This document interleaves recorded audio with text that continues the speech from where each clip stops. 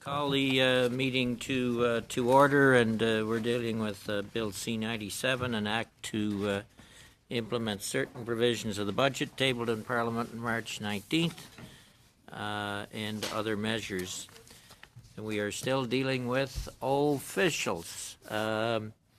So I believe we're in Part 4, Division 5, and Mark, I believe you already have given your overview of this section which relates to clauses 133 to 152. I don't think anybody's different here. I'd ask you to repeat the overview again, but I think we're okay. Is there any questions on what Mark presented the other day on enforcing retirement security? Yes. Mr. Dussault. Oui, merci. On s'est laissé. Thank you. Last time we met, I was speaking of the duty of good faith provisions and the concept that was introduced in the law had been in current use by the courts, of course. The concept is already existent in law and generally respected by all parties. So my question was, what does this amendment add to what is currently in effect among most judges in the country? And according to certain experts, they do freely use this concept to ensure that the parties are, in fact, working collaboratively. Thank you for the question. First of all, a provision on good faith will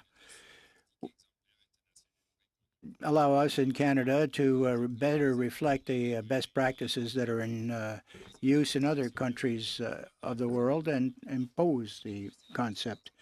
Most important, of course, is the Civil Code in Quebec insists that all parties must act in good faith. It's black and white. And in certain cases, courts have used that provision, the need, a duty to act in good faith. So the concept has been accepted and entrenched in the law, but it's another tool. It's another tool where the parties can improve the situation that are facing. It's more symbolic than practical, I suppose. Well, there are cases where, in Quebec, typically, when the court has used that, they've changed behaviors among the parties, and the resolution of the issues was arrived at more readily. There's been experiences in other Canadian courts which use other means to achieve the same ends, but in Quebec, they use it frequently and consistently to encourage members of the situation to go forward and find a solution. Fine. My other questions would be related to the provisions dealing with remuneration of directors. There's also dividends and share buyback. And you're proposing to add a few other types of remuneration or compensation. Can you give us can you describe other payments that would be added then? That courts would be enabled to accept or ensure occur?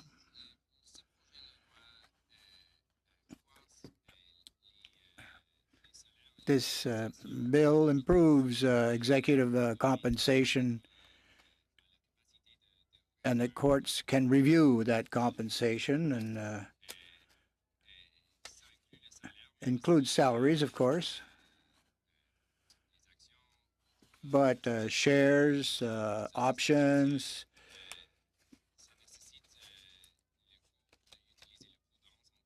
and the court has to act diligently and with prudence in the application of these provisions, because the purpose is not to cancel or counter collective agreements.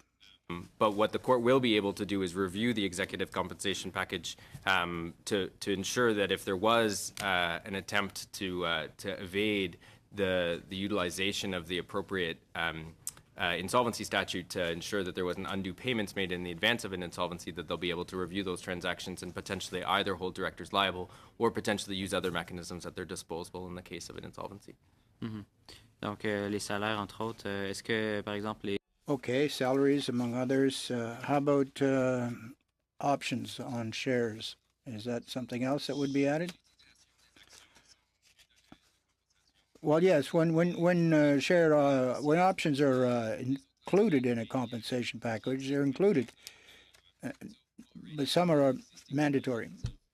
Of the Act, there's a look-back period that includes the ability for monitors and the courts to review shareholder buybacks, for instance, and share dividends, and the utilization of those tools. So this, in some ways, adds an additional layer to that, but there was already a capacity to be able to review those transactions.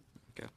Puis l'autre chose qui m'agaçait un peu, c'est The other point that was of interest to me, that the board directors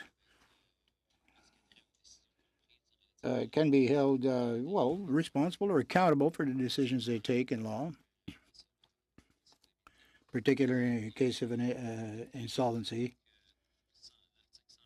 101 3.1, for example, they are exonerated from any liability in lieu of compensation. If a board decision is taken, or one of the directors at the table contests some compensation,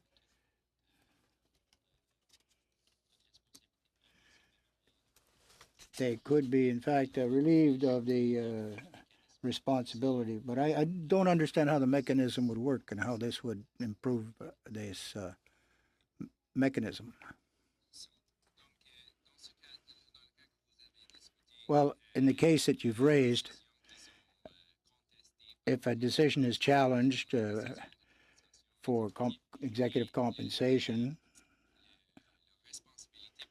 the responsibility of that decision is through the board of directors. And it could be that a third party charged with examining an insolvency situation would concur that this does, in fact, tort law liability. Against those individual directors. Now, one of the defenses for tort law liability is due diligence. And so that particular director, for instance, if they had opposed the executive compensation, may, however, be able to rely upon that defense in the tort law action against them. But mais le conseil d'administration sont responsables pour. But the board is responsible for its decisions, and if the decision runs counter to the objectives or the purpose of the law, it's a liability for the entire board. There is a defense, of course. There's a possibility of a defense, but it's not a summary action. It creates the possibility of finding liability through the compensation. And if a director had opposed the decision. Okay, that's all I have, Mr. Chair. Thank you for the time being. Any other questions on division or section 5, part 4? Hearing none, thank you all, and good to see you again, Mr. Shan. We've seen you, I don't know, pretty near every day for a long while. One more section, apologies. That's no problem. Glad to have you here. Division 6, Canada Pension Plans. We also have Division 7 and 8 at the table. Okay. Just so that it's faster, but you can start. All right, and I believe Division 7 and 8 are also at the table at the same time.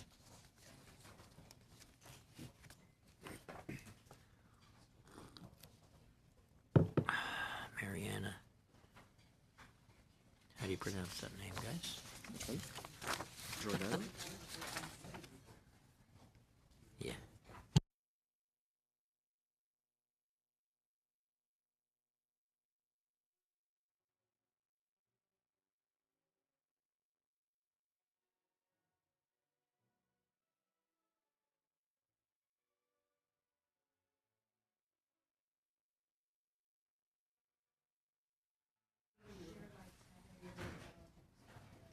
Okay, I think we're ready to go. Canada Pension Plan, I believe Ms. Giordano is making the presentation. Director, CPP Policy and Legislation, Seniors and Pensions Policy Secretariat, ESDC.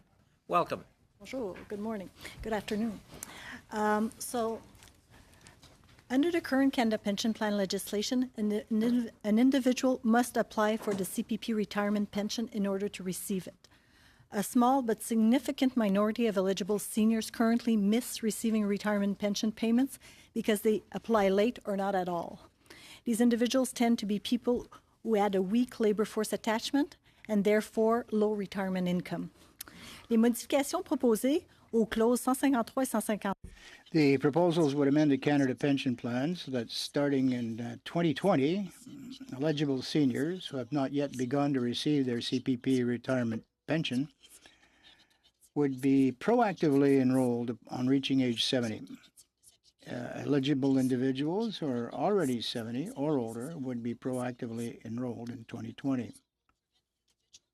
Whom have low income from missing out on CPP benefits for which they made contributions and are entitled to receive. This proposal will allow up to 40,000 people over the age of 70 to begin receiving their CPP retirement pension for the first time in 2020. 2/3 of these seniors are women. In addition, going forward, an estimated 1,600 people each year could receive a CPP retirement pension that they otherwise would not receive, rising to approximately 2,000 per 2030. These amendments it is estimated that with these amendments, the average benefit would be about $300 a month. I'm happy to answer any of your questions, répondre à vos questions. Okay, short and to the point. Mr. Dussault. La question facile, mais peut-être difficile. Well, a simple question. Why 70? I think it goes to where, someone is eligible to get his CPP at age 65. That's quite true. The usual point at which someone may apply is 65. However, one can take it as early as age 60 with a penalty, or wait to 70, 71 to obtain a escalator type increase in the pension amount. So there's benefits in postponing. We're going to peg people at the highest amount that they're eligible for. This is why 65 was chosen. There's no reason to wait any further than that. Okay. Retroactivity, 12 months, I believe, for someone who misses a cutoff. Let's say he's been entitled to it at least for 5 years, but has not received any. Why just go back 12 months? Why not pay him the full retroactivity? All pension benefits have a retroactivity period of 12 months a year. So the limit is it's arbitrary perhaps, but it is standard. So those at age 70, they will be covered amply if they are proactively enrolled at age 70. So they'll be okay. And automatic enrollment. The file has to be up to date. Income has to be declared every year. Information has to be current. Well, the criteria are well set out in the law. You have to be eligible for CPP, of course. You've paid in. And if they are allowed other benefits, OAS, for example, or survivor benefit, or if the individual has declared a tax return that year or the prior year, they will be automatically that will be automatically included. If those criteria are not met, the application has to be made specifically. Okay, thank you. Okay, thank you. Then that completes officials and Division 6, Part 4, Division 7. Ms. Martel, Director, Old Age Security Policy and Public Pension Statistics Division. Ooh, that's a long title. Seniors and Pensions Policy Secretariat, Income and Social Development Branch, ESDC. Merci. Bonjour. Clause 156 amends the Old Age Security Act to enhance the Guaranteed Income Supplement earnings exemption. The Guaranteed Income Supplement, or GIS, is a benefit paid to low-income seniors in addition to the Old Age Security Pension. The GIS is based on income to ensure that benefits are targeted to those most in need. The GIS earnings exemption currently allows low-income seniors to earn up to $3,500 per year in employment income without a reduction to their GIS. Income from self-employment does not currently qualify for the exemption. The proposed amendments would and provide an additional 50% exemption on up to $10,000 of employment or self-employment income beyond the $5,000 exemption. I will continue in French. Cette exemption majorée. This enhanced exemption would apply as of July 2020. Approximately 33,000 would benefit from this improvement. This would be $460 million. The average for those on low incomes who are on the labor force is estimated at $1,400 a year.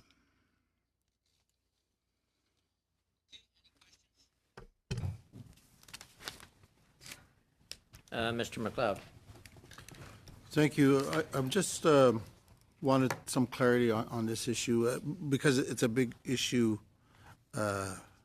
in my riding, and I've heard a lot from the people that I represent. I represent quite a few smaller Indigenous communities, so most of the people that are seniors in those communities don't have government pensions. And there's usually not too many people that have corporations that provide pensions. And so there's not a lot of income other than the GIS and old age security.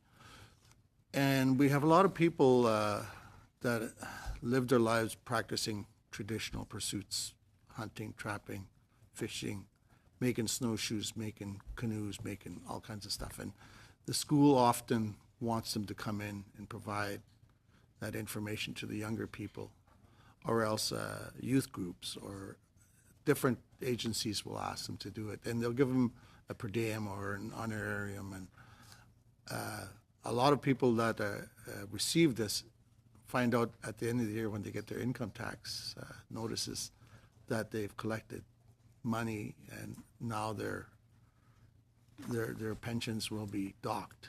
They'll be a reduced amount. So will this change it? This will allow them to collect and work in the different facilities, collect a bit more money than they were getting historically? Thank you for your question. So right now, the money they earn, if it's considered employment income for tax purposes, they can exempt up to $3,500 of this income.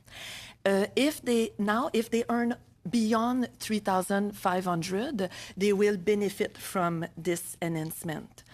If this income is considered self-employment income, right now there is no exemption at all on self-employment income because this type of income doesn't qualify for the current $3,500 exemption.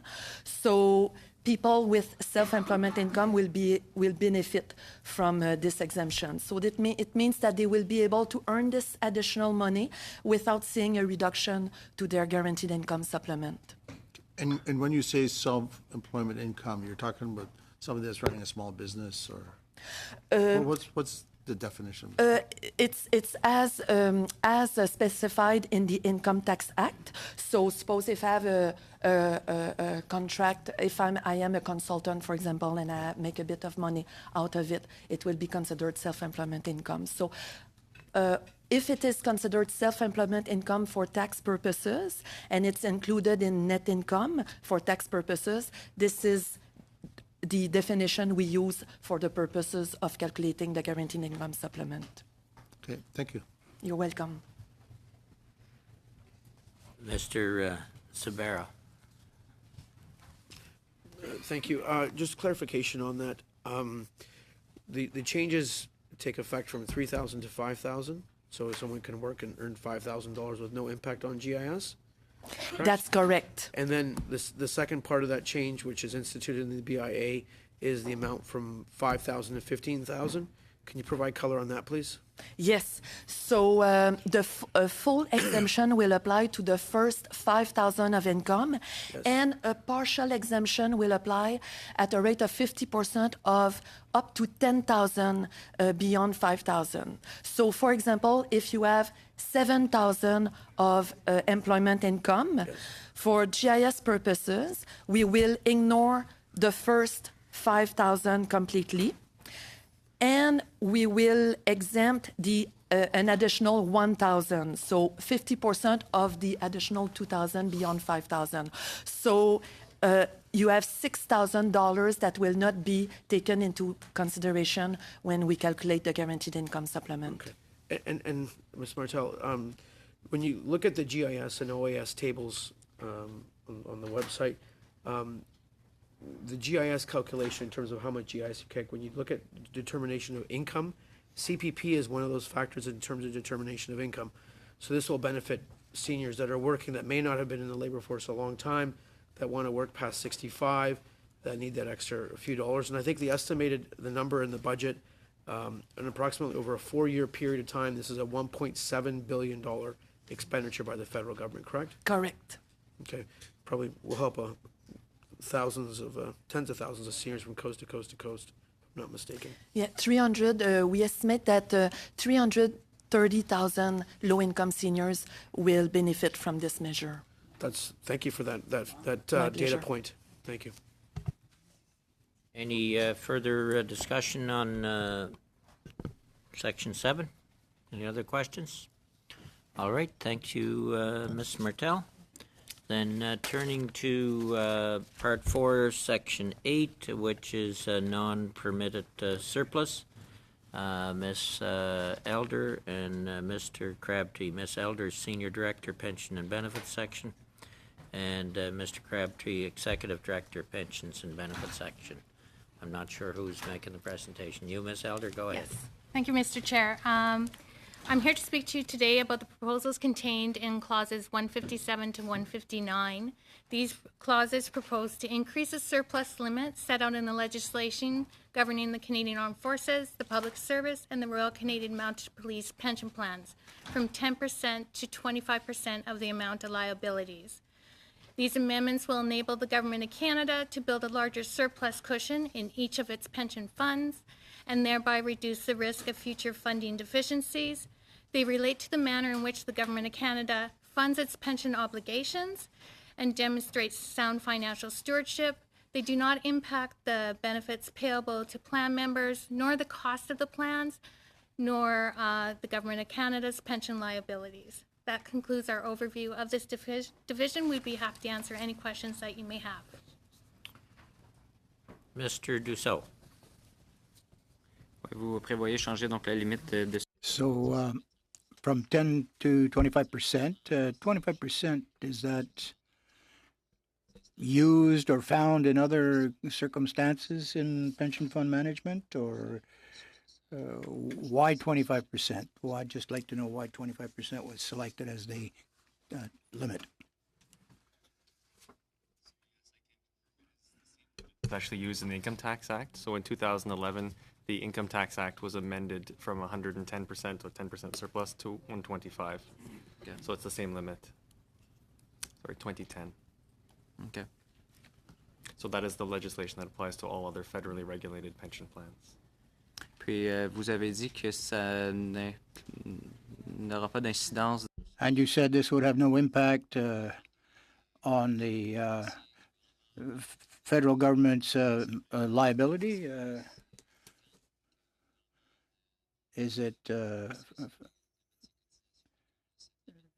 often that this has to be triggered, and if so, how frequently, and what amounts would be involved there?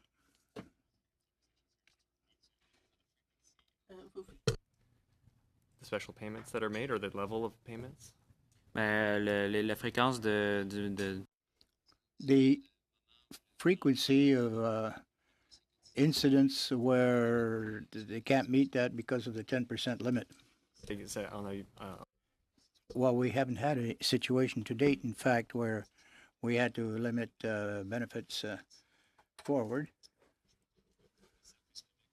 In public service, for example, we have a surplus of 106%. So we've never had an opportunity where we'd had to limit anything. But with the current situation of the markets, the risk factor has risen, and Effectively, that the government would be forced to take a contribution holiday. So if we didn't change the limit and left it at 10%, the government would have to cease making contributions immediately until it came back below the 10% limit. Given the market volatility, we want to ensure that there's an additional comfort or buffer zone to allow that not to be forced to happen. C'est pas en réaction à quelque chose qui s'est produit encore, mais c'est No. plus... It's not a reaction to something that's occurred, but it's in case something might happen later.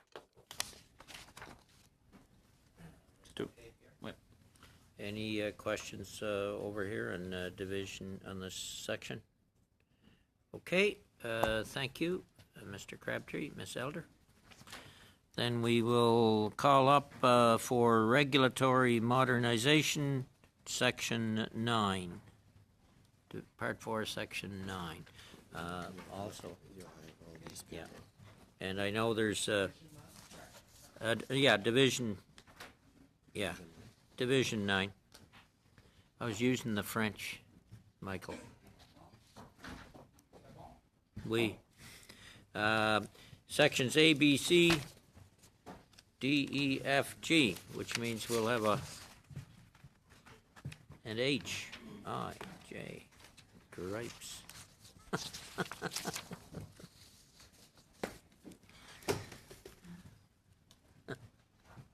Yeah.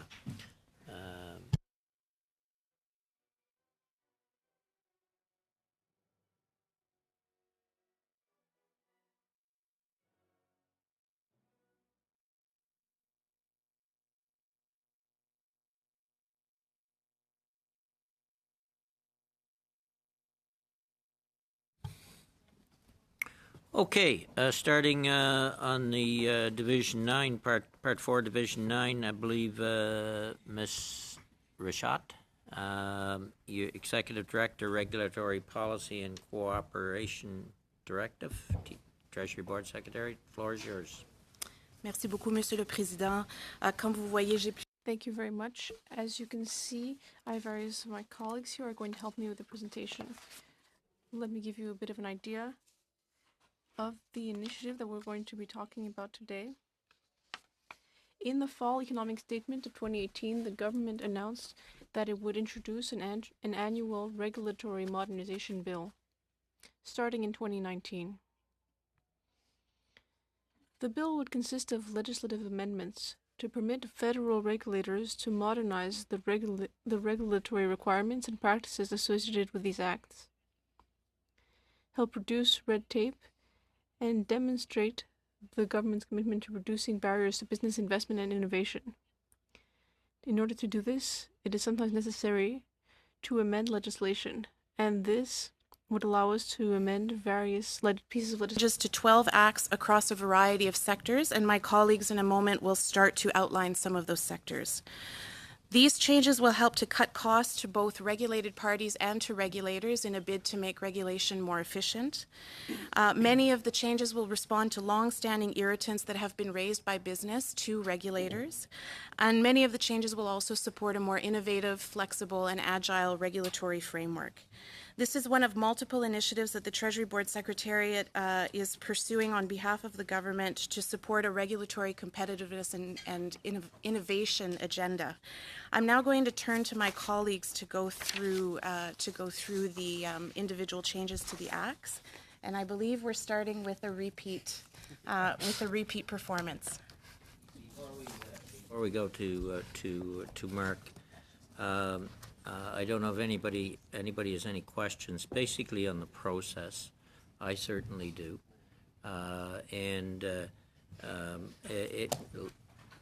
Like on regulatory modernization, Janine, what kind of consultations, and it crosses all sectors, I know, in all departments, but what kind of consultations actually take place with stakeholders? Because I've heard from some who don't believe they were consulted, but there's a lot of stakeholders in every field. So what's the process that Treasury Board decides what areas of regulation that they're going to propose changes to? I agree entirely with the principle, because I believe from a policy perspective, and we certainly at Finance Committee, we've been out there trying to find ways to make industry more competitive. Then we see some regulations, and I'll be honest with you, then we see some regulations going in that probably makes us less competitive. So it's a tough area. So on one hand, how do you make the decision, and what is your area of consultation when you're looking at making regulatory changes? Thank you, Mr. Chair, for the question, and I didn't mean to move straight into the substance, although I know Mark was biting Mark at was the really bit, looking a bit forward because to he it. hasn't That's been right. here before. He really wanted to go again. That's right. No, it's an excellent question, and I should say that a fundamental pillar of the Government of Canada's regulatory modernization agenda is greater transparency and greater engagement with stakeholders. In the case of this particular bill, the first annual regulatory modernization bill, the government made its intention clear to have something tabled in 2019. That left us with a very narrow window with which to get the first bill done. We did, however, have a plethora of other consultative measures that we were able to draw from. You may recall, Mr. Chair, that in 2018, the government announced targeted sectoral regulatory reviews in 3 key sectors, the purpose of which was really to enhance flexibility in those sectors, more competitiveness, more innovation. And those specifically were agri-food and aquaculture, transportation and infrastructure, and health and biosciences. And a lot of the ideas that came for this regulatory modernization bill came directly from the consultations that Treasury Board Secretariat and the partner departments held for those regulatory reviews. It is fair to say that not every single irritant that was raised could be addressed in this first bill, and that was quite simply a measure of the time that we had to put together this bill to get it in to the House of Commons in 2019. But on an annual basis, we will build in strong consultation mechanisms to make sure that stakeholders and departments have the opportunity to be heard and to make use of this tool. Okay, so this will be done on an annual basis. That's right. Is there,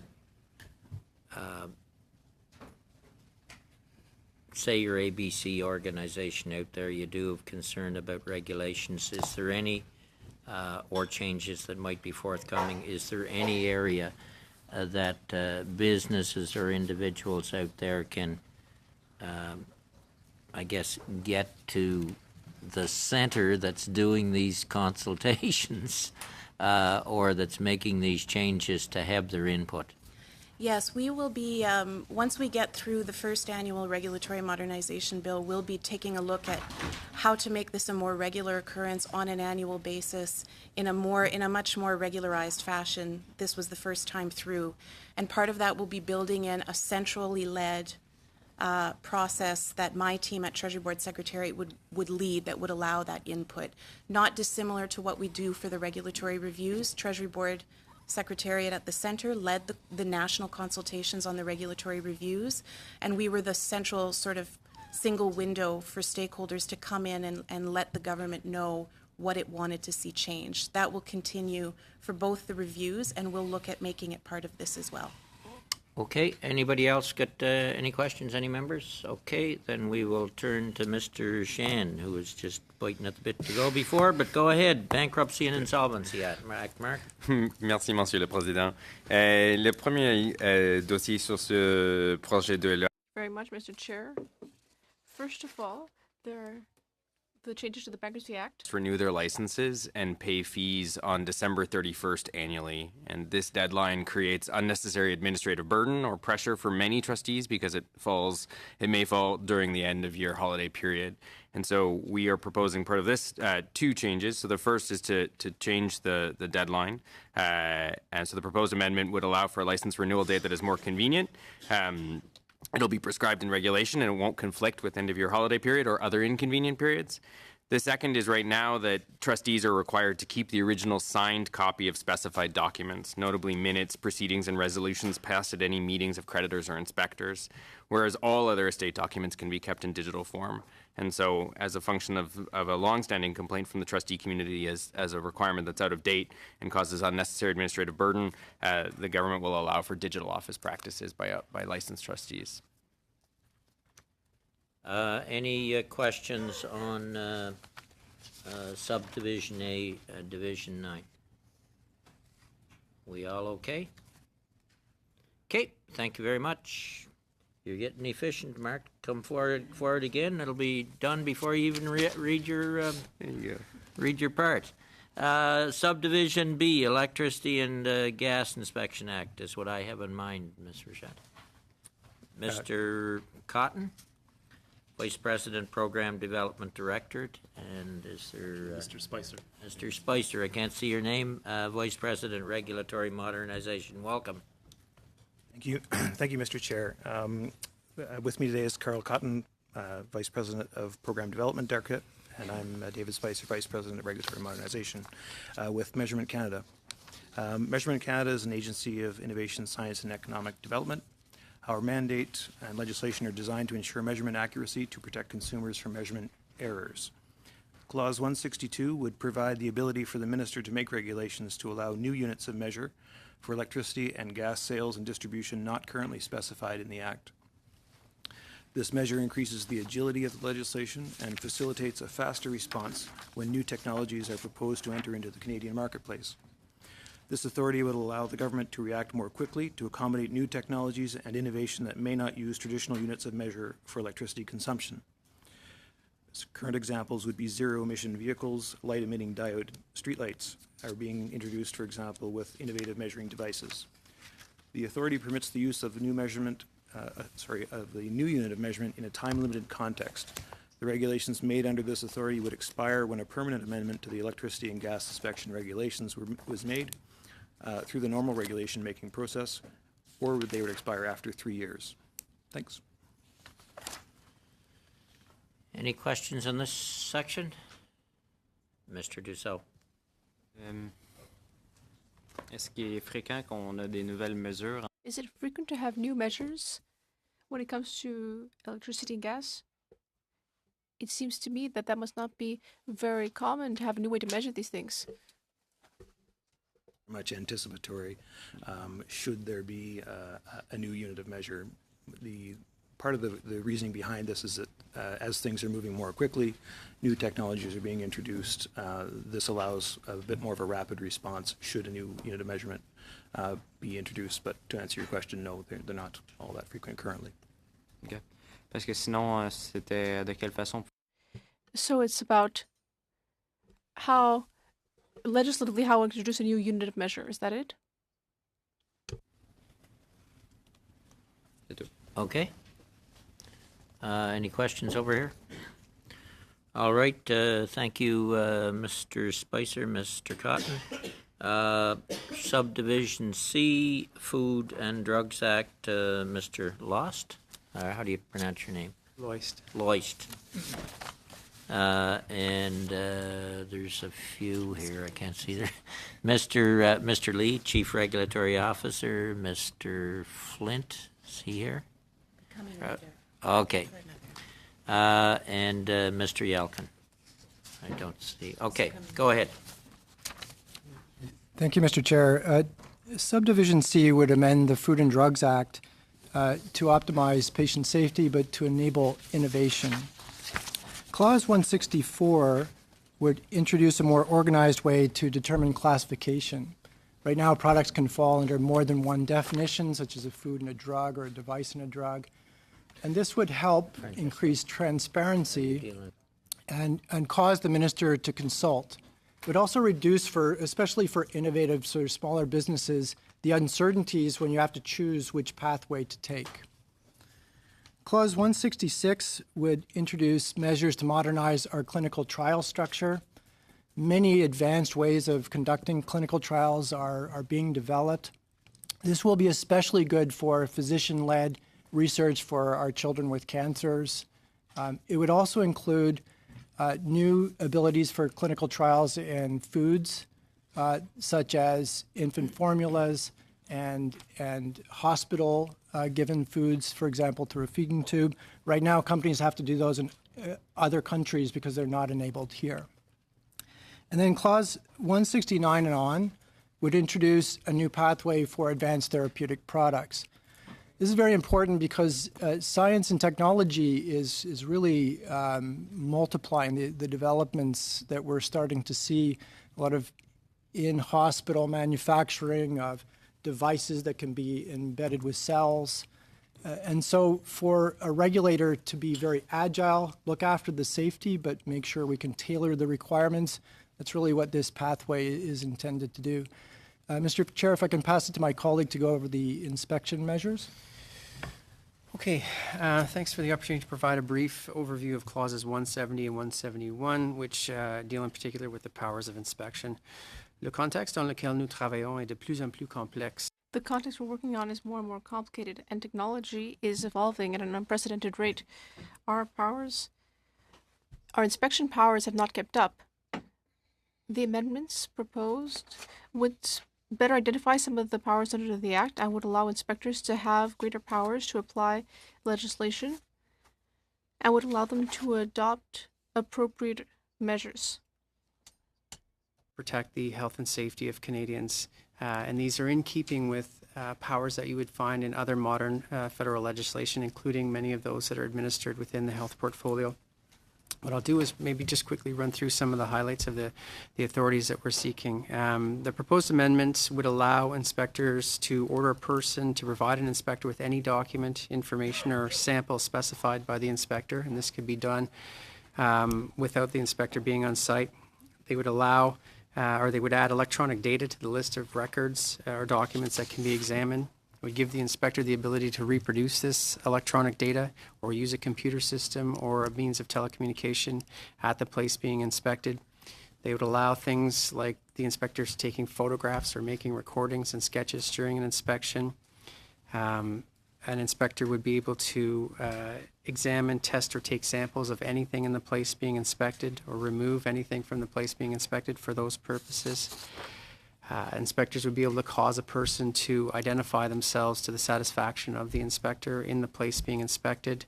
Inspector would be able to order a person to move or stop a conveyance for the purpose of inspecting that conveyance, or if a conveyance is blocking access to products in a warehouse, for example, to move that conveyance so they could get at it. It would also allow for an authority to pass through or over private property. So this would not include a dwelling house. The sanctity of the home would remain. Only two ways we could get into a home would be with a warrant or from the consent of an owner, but this would allow us to pass over private property to execute our functions. I'd also like to mention in clauses 173 to 175, you'll find the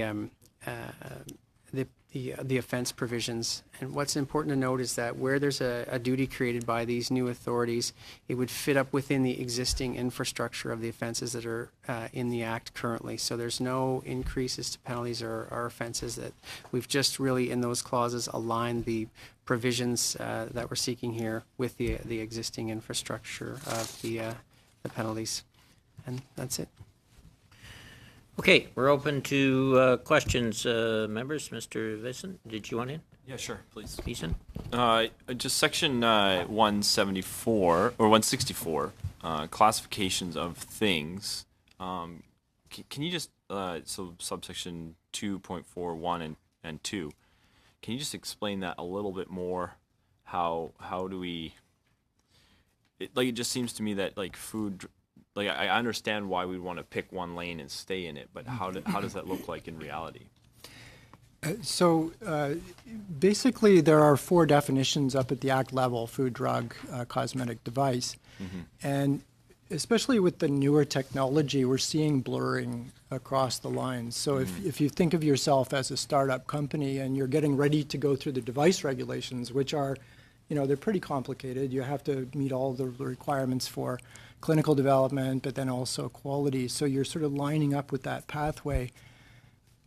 You would usually file the submission with Health Canada and then find out at that point, no, we think you're actually a drug. You should be on the drug side, or you have to meet both regulations, which is very late in the day. I mean, you've invested a lot of money at that point. And so this would get out ahead. It would look at different sort of product lines and be able to do it as a matter of keeping a schedule. So the minister would propose, it'd be like a ministerial regulation, it's through an order. You go out, you consult, everybody gets a chance to sort of weigh in, and then you schedule. So then there's certainty. Once people see themselves, I am a food, or the kind of product I'm into is a food, it just settles it down and gives certainty around the classification. Would there be any ability to move it from one to the other, like after the fact kind of thing, right? No, we prevented that because, Yeah, again, these are pretty rigorous criminal prohibitions, and so you really don't want to shuttle one for the other. It's just where something can be more than one, you're settling on that, on one of the pathways. Okay, thank you. So do you have an actual definition for, quote, thing or class of thing? We did spend a lot of time in the drafting room on that, Mr. Chair. It was really, you needed something to identify the product before it was classified as a drug or a food. And so thing was chosen really to be malleable enough that it could be three. Chewing gum, for example, is a thing that could be a cosmetic if it whitens teeth, it could be a food, or it can be a drug if it makes dental claims. So when we look at it prior to classification, we treat it in the Act as a thing, and then we'll sort which lane it goes into.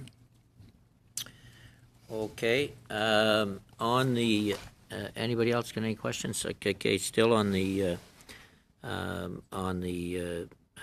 inspection measures with, I guess, various new authorities. What I'll get a lot of, because I come out of the farm sector, is CFIA. And so is there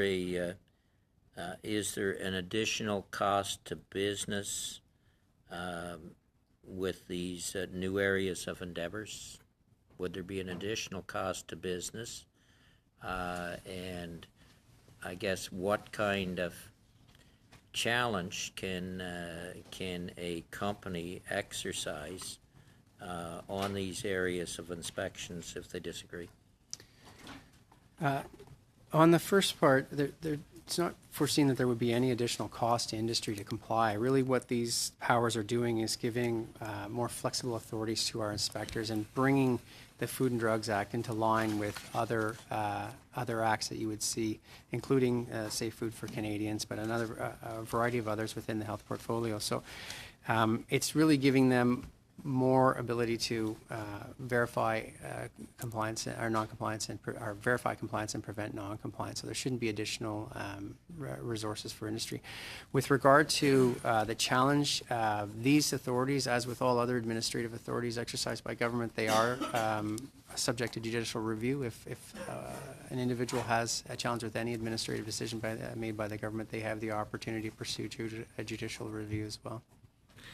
I guess I'm not going to debate it, but from where I sit and what I hear, what Health Canada might see as flexible, someone in the business community might see as restrictive. And I could give you I'll not get into them, all kinds of examples on meat inspection, small slaughterhouses, and so on. And this would relate, these additional inspection measures, they would apply to basically everything that maybe Canadian Food Inspection Agencies, Canadian Grain Commission, and others apply to, like slaughter plants, like grain elevators, etc. So, Mr. Chair, the CFIA was sort of involved in the discussions here, and this was really to align You're correct that many instruments apply to food. Food and Drugs Act is on the safety side, then you have Safe Food for Canadians Act, and these are to line up the powers that they'll use on a regular day. We have worked with CFIA on, and we're thinking along the modernization. I mean, we have done past work to make things flexible, such as the food additives changes we made many years ago. So we are considering things like that, but this is just to line up the inspection powers in between instruments, basically. Okay, I've got one other question, and it relates to service fees. And you folks may not be able to answer. But as I understand it, Health Canada doesn't fall under the Service Fees Act. And my question would be, why not? And we had this discussion, I think, 2 years ago, a year ago at committee. So we will get complaints on service fees being a substantial cost to the business side, and Health Canada, if they don't fall under the Service Fees Act, doesn't have to justify those service fees the same way any other department in government has to do in terms of justifying their service fees costs. So I'm not expecting you to have an answer, but if you do, great. If you don't, pass it up the line. You can tell them that I'm very concerned that Health Canada doesn't fall under the Service Fees Act, and I think they should. We will take that back, Mr. Chair. Thank you. Okay, Mr. Dussault. Sur la question de l'ajout. I have a question about the possible addition of innovative therapeutic products at Schedule G of the Act.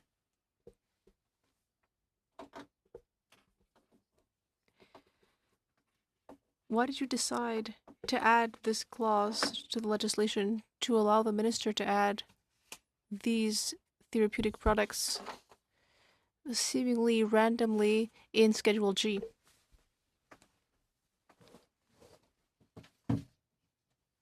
Randomness so that it instructs the minister to focus on certain things when scheduling.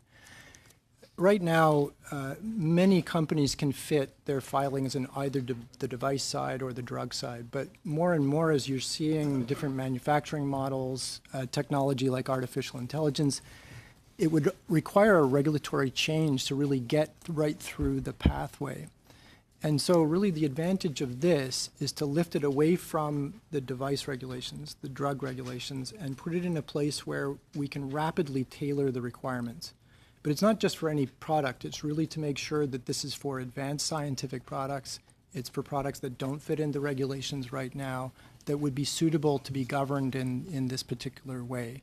And so there was a lot of deliberation on what the criteria would be, looking at the advancement of the science and technology, the level of uncertainty around the benefits and potential harms.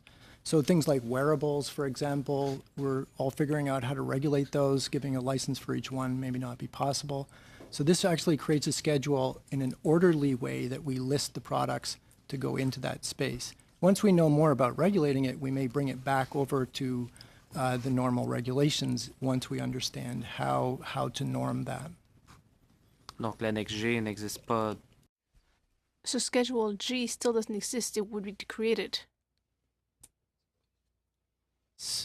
Enactment, it's empty so far. So we would be, and we have been consulting a great deal with innovation hubs in Montreal, Toronto, Vancouver, across the country, who are really bringing very advanced health products. It's exciting for patients. But to see which ones will go in first, we'll have a structured exercise to make sure that they meet the criteria.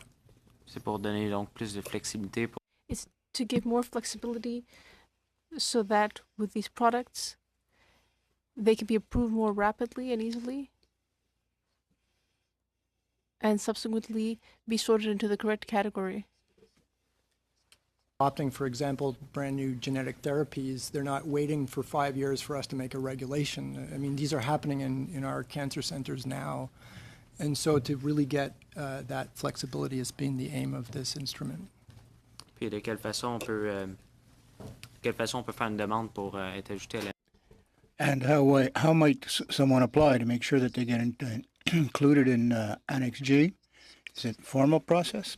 Application, it is a power available to the minister, but having said that, our branch has been conducting a foresight exercise in consultation with companies, with other international regulators, because we're all sort of wrestling with the same technologies coming in.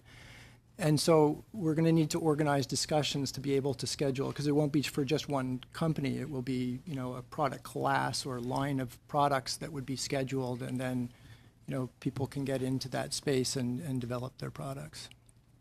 OK. J'ai peur que ça crée un certain... I'm concerned that this might create a certain regime with a lot of flexibility there, so to get in there quickly. Others would have to go through a very long process of approval and for medical devices. We do not want to create less of a safety or evidentiary standard. So it may be that you do the same amount of work. It's just that we don't have old regulations from the 1960s governing, for example, a drug that's very advanced. I mean, we're seeing right now, for example, in artificial intelligence, there's a rule in the medical device regulations that says every time you make a significant change, you have to revalidate the software. So for artificial intelligence, you would be constantly doing this. So it would really be tailoring the requirements. It wouldn't be sort of lifting away any safety requirements. It would be saying, for artificial intelligence, which hospitals are using now very beneficially, this is something that's an advanced technology product. We're not going to make you revalidate. Here's the thing that we will do. We will look at your quality control system. So it's doing that without having to make a regulation for a whole number of years. It's not lowering the bar or making it easier or harder. It's actually tailoring the requirements. So we do share those concerns. That's why we regimented the schedule, and we're making sure that we would have the safety requirements well in order.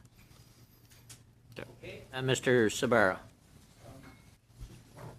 Good question. I'm not sure this applies to it, but I think so. In the case of biologics, how would this apply? So biologics right now are scheduled. They're regulated well in our regulations for the drugs, and for the most part, companies will keep going through that pathway. It's where, for example, with some of the stem cell research that we're seeing and advanced cell work done in hospitals, that it may not, with the manufacturing model, it may not sort of fit well within the biologics regulations. So in that case, we would take a species of biologics and move them into that schedule so that we could tailor some of the requirements. Many of the requirements will remain the same. You always need to show that it works the way we think it should, that it's safe within sort of the disease it's treating, and that there's a high quality manufacturer. So all those ground rules will still apply, but it's where, again, we need to be flexible with the biologics. So biologics may straddle both their home that they're in right now, but also this new pathway. Because as biologics or personalized medicines become more and more available, the idea of when you develop any sort of national pharmacare plan and you look at developing a formulary, it's difficult in the sense that as time advances, medicines become so personalized. You may have Jane Doe needing a certain medicine for breast cancer that you can't just list on a formulary because it's for Jane Doe. So the system has to be so flexible to incorporate that, or else the formulary, for all intents and purposes, is not very useful. Certainly from the Health Canada side, part of why we rationalize this pathway is that we are seeing, I mean, very much to your point, in hospitals you're seeing more and more abilities to fabricate products right at bedside. So you'll sort of genetically inform a cell and put it in a patient. And you're right, this is something that is creating a more personalized lens. Certainly from the safety regulations, we want to make sure we're getting that right. We may not see the big clinical trials that we used to see. It may be a one-time therapy. Again, that's pretty disruptive for us. It's usually we see drugs given over time, and we can sort of see how patients are doing. So some of these new models are going to take some thinking, but that's why we've got it so that we can tailor the requirements. And we are making sure that we're keeping in touch with, health technology assessors and others that will also have to, who are currently dealing with these types of therapies. Okay, any more questions on that section? Then, Ms. Richat, I'll let you introduce the next crew on subdivision D. Okay, I think we are still at the table here, Mr. Chair. So Tim Krawchuk from the it's from CRA? Yes, from the Canada Revenue Agency. Sorry, I don't have my notes here in front of me. Go ahead, Tim. All right, thank you very much. This will be an amendment to the Importation of Intoxicating Liquors Act, and it will remove the federal requirement that alcohol moving interprovincially be sold or consigned to a provincial liquor authority. Provinces and territories still have the authority to control the sale and distribution of alcohol within their jurisdictions. The Importation of Intoxicating Liquors Act will only apply to alcohol imported into Canada. And finally, the amendment fulfills the commitment made during the First Ministers' meeting in December of 2018. Questions? Mr. Dussault. Vous confirmez qu'il s'agit bien. You're confirmed that this is more or less a symbolic change. It won't really have any concrete ramifications on Canadians. Provinces derive their power through the Constitution, and we learned that in the Como case of last year, and there was a prior Supreme Court case as well. Donc, toute allusion par le gouvernement au fait qu'il rende... So the idea that this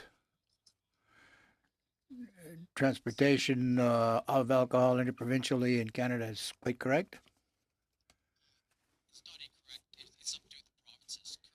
Three provinces that allow it to some degree, but it's really the provinces that control it. Fait qu'il n'y aura pas de changement significatif. So no significant change then after the adoption of this amendment, unless the provinces decide to cooperate. The government is encouraging interprovincial trade, certainly in the area of alcohol. That's it. Okay, you never know. Pierre, you might be able to get some of that good PEI moonshine yet. Things go right. That it for that section? Then subdivision E, Precious Metals Marking Act. Mr. Shane. So I'm going to cover subdivision E, the Precious Metals Marking Act, and subdivision F, the Textile Labeling Act, at the same time because they're related measures. So the proposed legislative amendment would expand the current regulatory authority in the Act that allows for exemptions from labeling rules to be made by regulation. So as to allow for exemptions that are conditional on the performance of a certain action or actions. These proposed legislative amendments will not require subsequent regulatory amendments. So in 2000, the Standing Joint Committee for the Scrutiny of Regulations concluded that the Textile Labeling Act's regulatory authority is not broad enough to allow for certain of the textile labeling and advertising regulations that grant exemptions from labeling rules conditionally upon the performance of specific actions. In the absence of a legislative amendment, such ultra-vires regulations would have to be repealed, and the Standing Joint Committee on the Scrutiny of Regulations could recommend disallowance by the Governor Council, which would lead to undesirable consequences.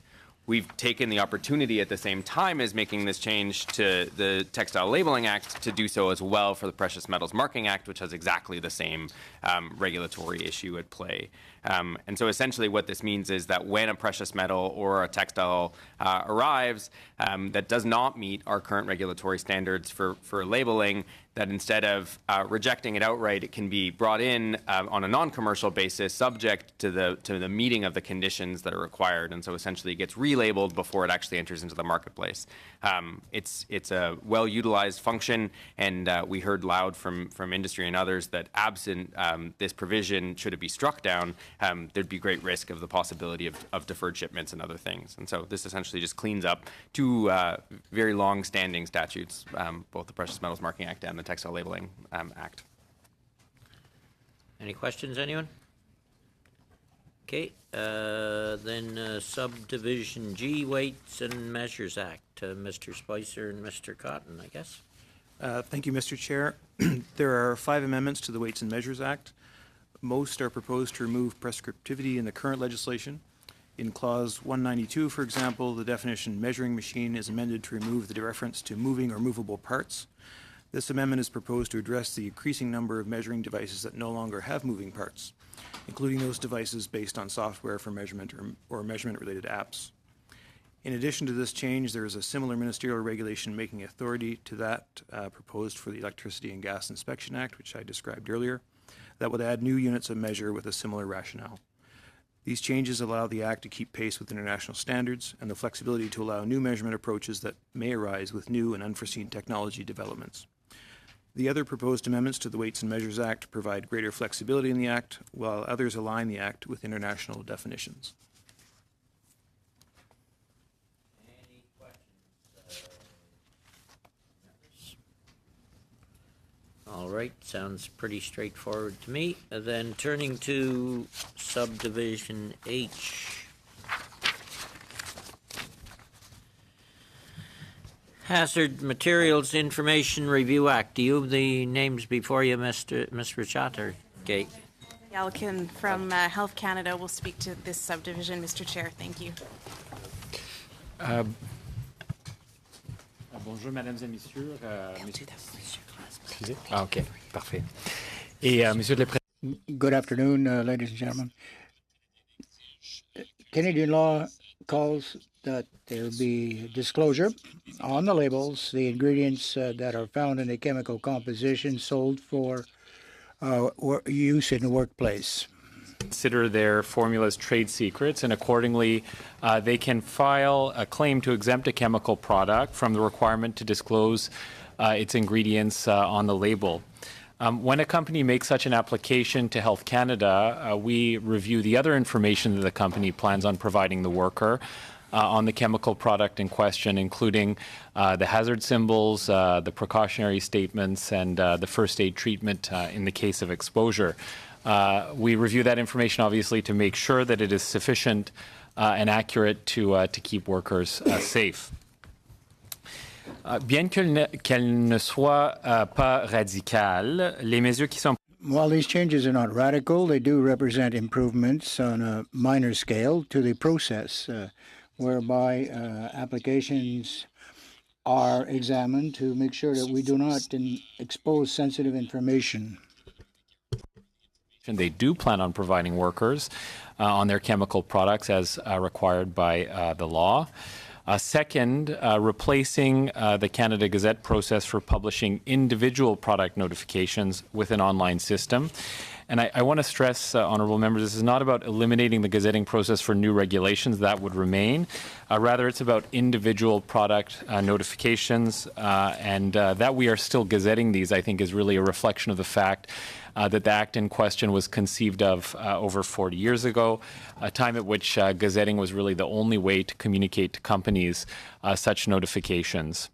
Other similar notifications you might be interested to know as well, too, for which Health Canada is responsible for, such as relating to natural health product licenses, drug sale authorizations, and novel food safety assessments, for example, are not gazetted but are presented online. Third, eliminating a heavy and cumbersome appeal process and leaving any disputes to be dealt with by way of judicial review. Fourth, providing for more graduated sanctions for non-compliance. And fifth, providing the Minister of Health with the authority under a very narrow set of circumstances to disclose chemical formulas where there is a serious or imminent danger to human health or safety. That concludes my remarks, Chair, and I'm happy to take any questions. Any questions? All good. Mr. Dussault. Les demandes, disons, de dérogation pour... The derogation to not disclose all information or the whole formula on if that's submitted to the minister, how does the new proposed process vary from the current one? What are the changes?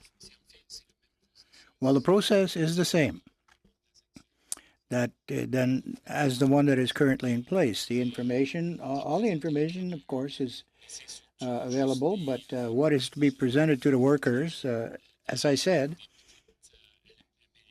there have been minor improvements to the process so that the process can be more efficient and effective at Health Canada and for industry, and of course to offer a more seamless protection for the workers. And on what grounds can one get this exemption or derogation?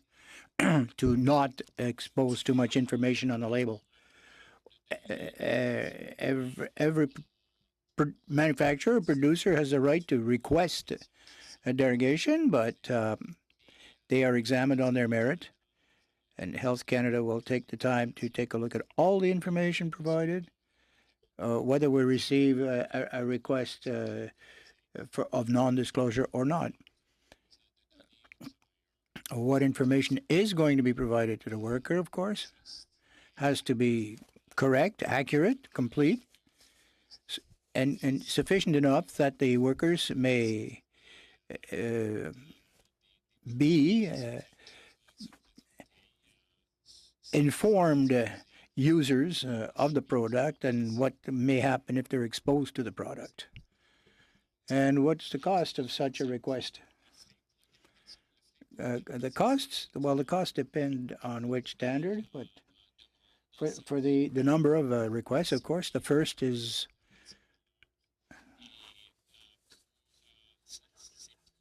$100,000, up to 15 requests, and between 15 and 25 for each request, $400, after which after 24 is $200. So it's a decreasing scale depending on the quantum of requests being made. For us to review all of these requests that are submitted, it's actually costing more than that. Okay. Thank you. Or territorial considerations in this kind of a policy change? Yeah, that's a very good question, Chair. There is obviously the federal government is not the main player when it comes to occupational health and safety. So the provisions that exist in other acts, in the Hazardous Products Act, requiring the presentation of this information. Although it's a matter of federal jurisdiction, it's something that provincial and territorial inspectors and authorities benefit from significantly, the uniform requirement to present information on these products. So we work and we consulted with quite closely the provincial and territorial regulatory authorities to ensure that the changes that were being proposed as a result of the consultation that we engaged in with industry meet, I think, with their approval and their consensus. Okay.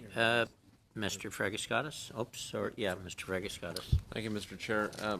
Mr. Yelkin, are we talking about having companies keep on their database images of hazardous materials so that they can be accessed on a continuous basis? Is that what is this what this proposal is aiming at?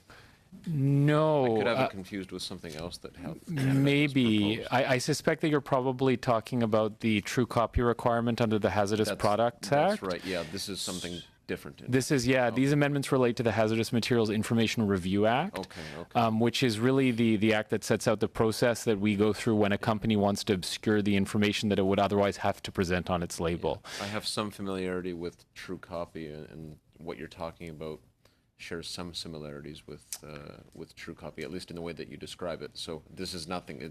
We're talking about apples and oranges. They are two different issues. The documentation retention requirements under the HPA, the Hazardous Products Act, is totally unrelated to these particular amendments that are being proposed. So they're different topics. Just wanted clarification. No, fair enough. Thank you. Pleasure. Thank you all. Then subdivision I, Canadian Transportation Act, proposed regulatory. Merci, Monsieur le Président. Donc, en lien avec la... Thank you, Chair. Now, given the overview that we've had in this area, which was mentioned a little bit earlier, Transport Canada is proposing two changes to the law. 14 is in support of improved modern service delivery to Canadians and industry. Here we are seeking discretionary authority for the Minister of Transport to allow digital equivalency where existing legislation, regulations still require physical documents. For example, wet signatures, original copies, in-person transactions. An example of that is our marine personnel regulations. They currently require seafarers to provide original copies of medical examination reports. So with this proposed amendment, the minister would be able to allow electronic submission. On projette des gains en efficacité importants.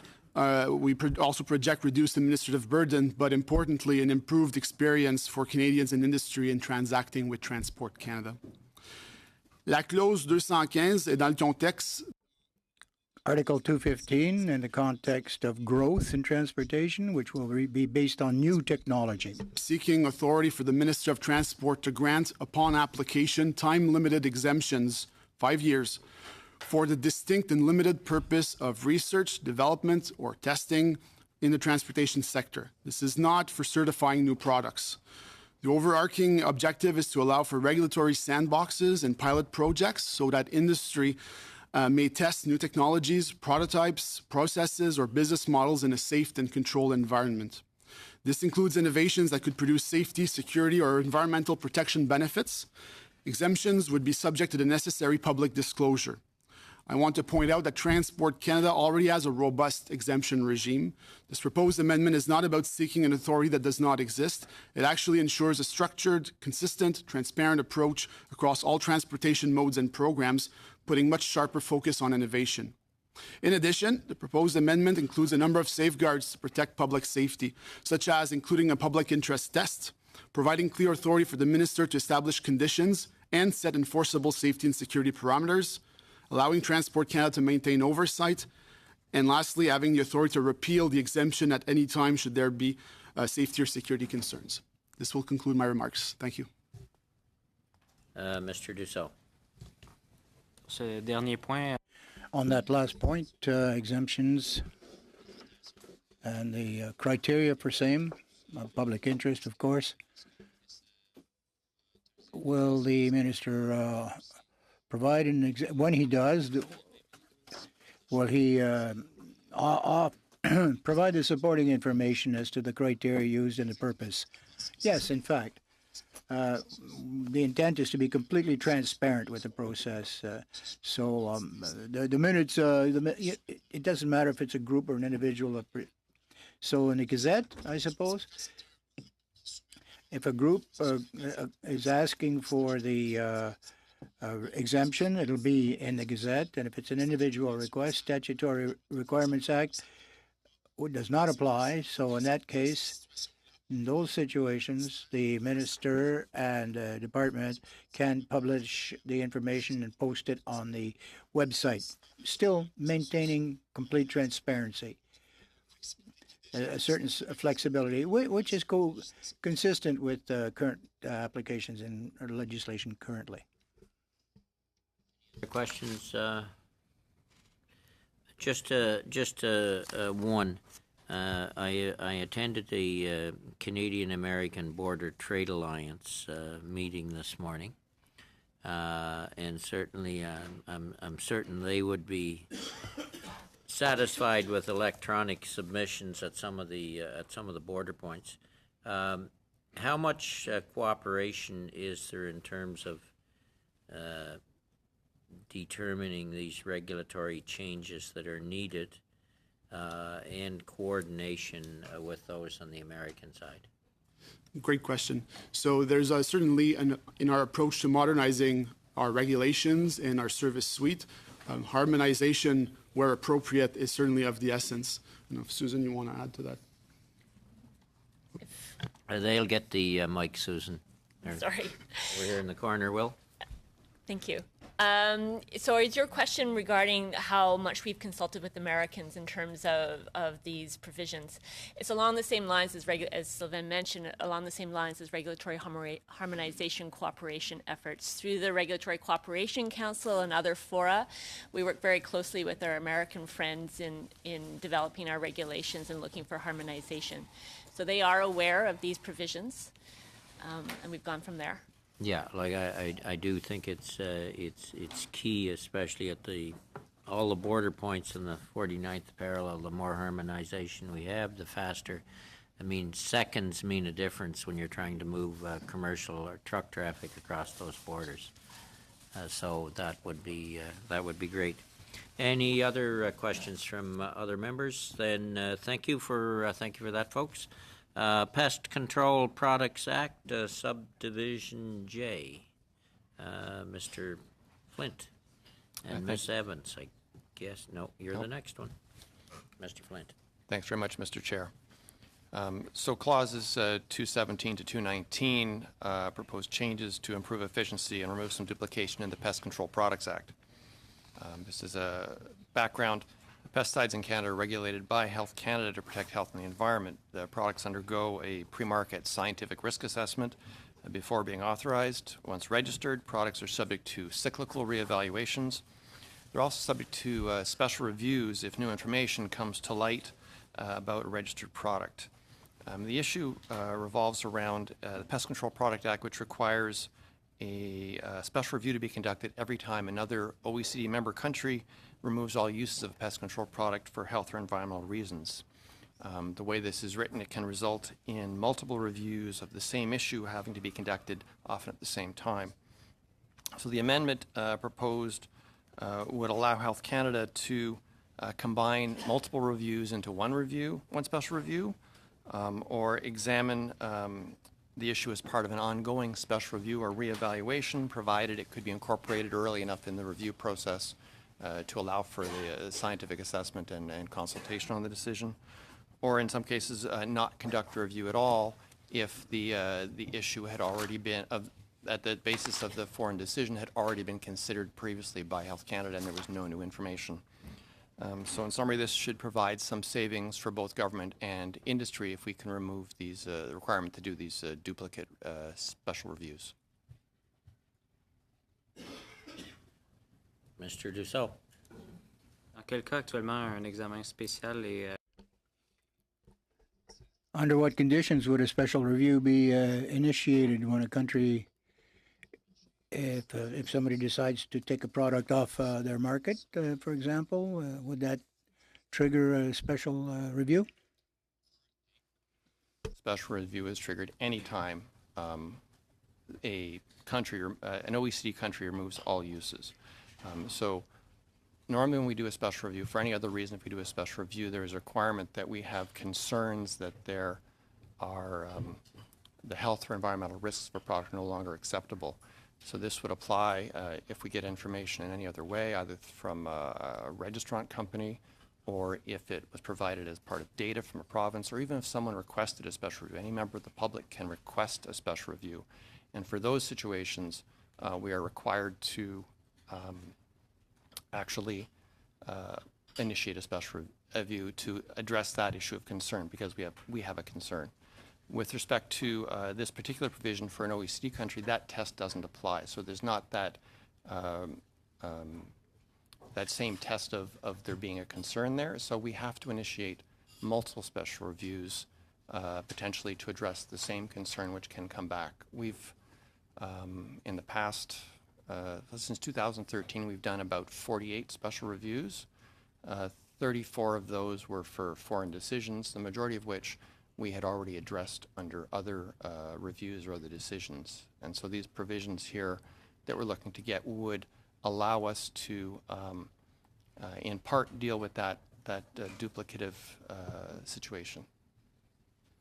Puis sur la partie de la discrétion qui est donnée au ministre, de ne pas So ministerial discretion doesn't extend to special reviews then? Because there's no new information or...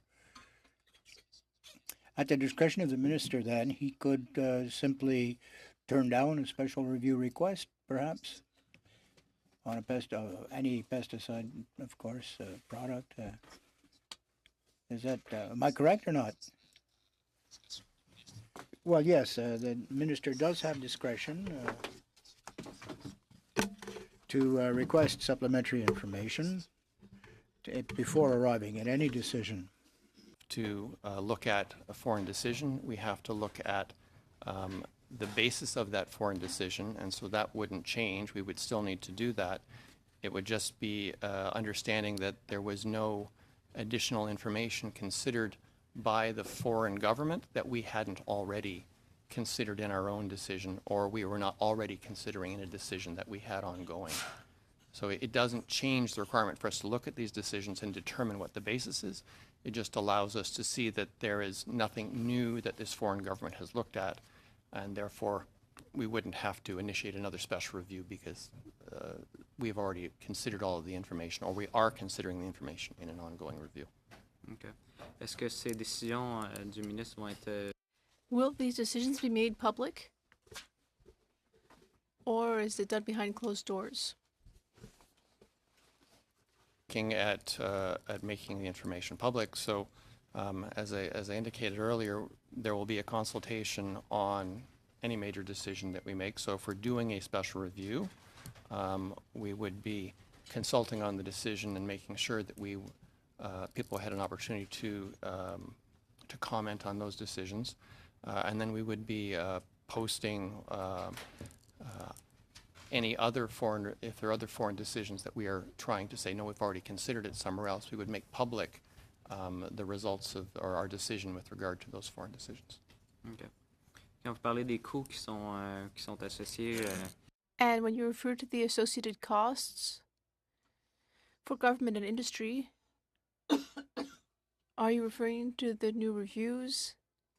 Does that mean that the companies concerned will be responsible and will have to pay fees for these special reviews?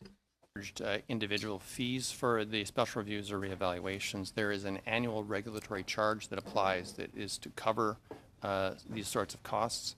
However, whenever a special review is initiated, the registrant, the companies that register products, are contacted and informed that the special review is going on in case they have additional information that we should also be considering. We also contact the provinces to see if they have additional information that should be considered as part of our special review. And so there can be additional costs for both ourselves to do these reviews, to publish proposed decisions, consult on them, and publish final decisions, in addition to potential costs for provinces and or the registrant if they are looking to have additional information provided to us. Thank you. Basically, this change would prevent unnecessary duplication. That's basically the bottom line from countries that we have a great deal of trust in their system. Will it do anything to get rid of the backlog on the re-evaluations? Yeah, Mr. Chair, it will provide some relief, although it will not have a significant effect on the backlog. The backlog situation with reevaluations is more significant than could be seen in the savings from this particular change. Okay, it's not the answer I wanted to hear, but it's the one that's there. That's what I figured. And the other thing that I know some people will be wondering, will this in any way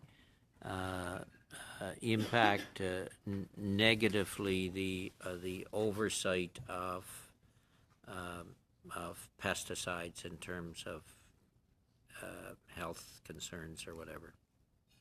No, it should not have any negative impact. As I indicated earlier, we're still going to have to be looking at foreign decisions. We're still going to have to make sure that we've considered all new information if concerns arise, and so it should have no negative impact on health or environmental protection of pesticides. Okay, that's it for me on that. Anybody else? Thank you, Ms. Evans, Mr. Flint. Subdivision K, Quarantine Act, Ms. Evans. Thank you, Mr. Chair. I'll speak to Subdivision K as well as Subdivision L, given their similarities. Thank you. The proposed legislative amendment to the Quarantine Act and to the Human Pathogens and Toxins Act would streamline the regulatory process under both acts by repealing the requirement for the Minister of Health to table proposed regulations before both houses of Parliament prior to making new or updated regulations.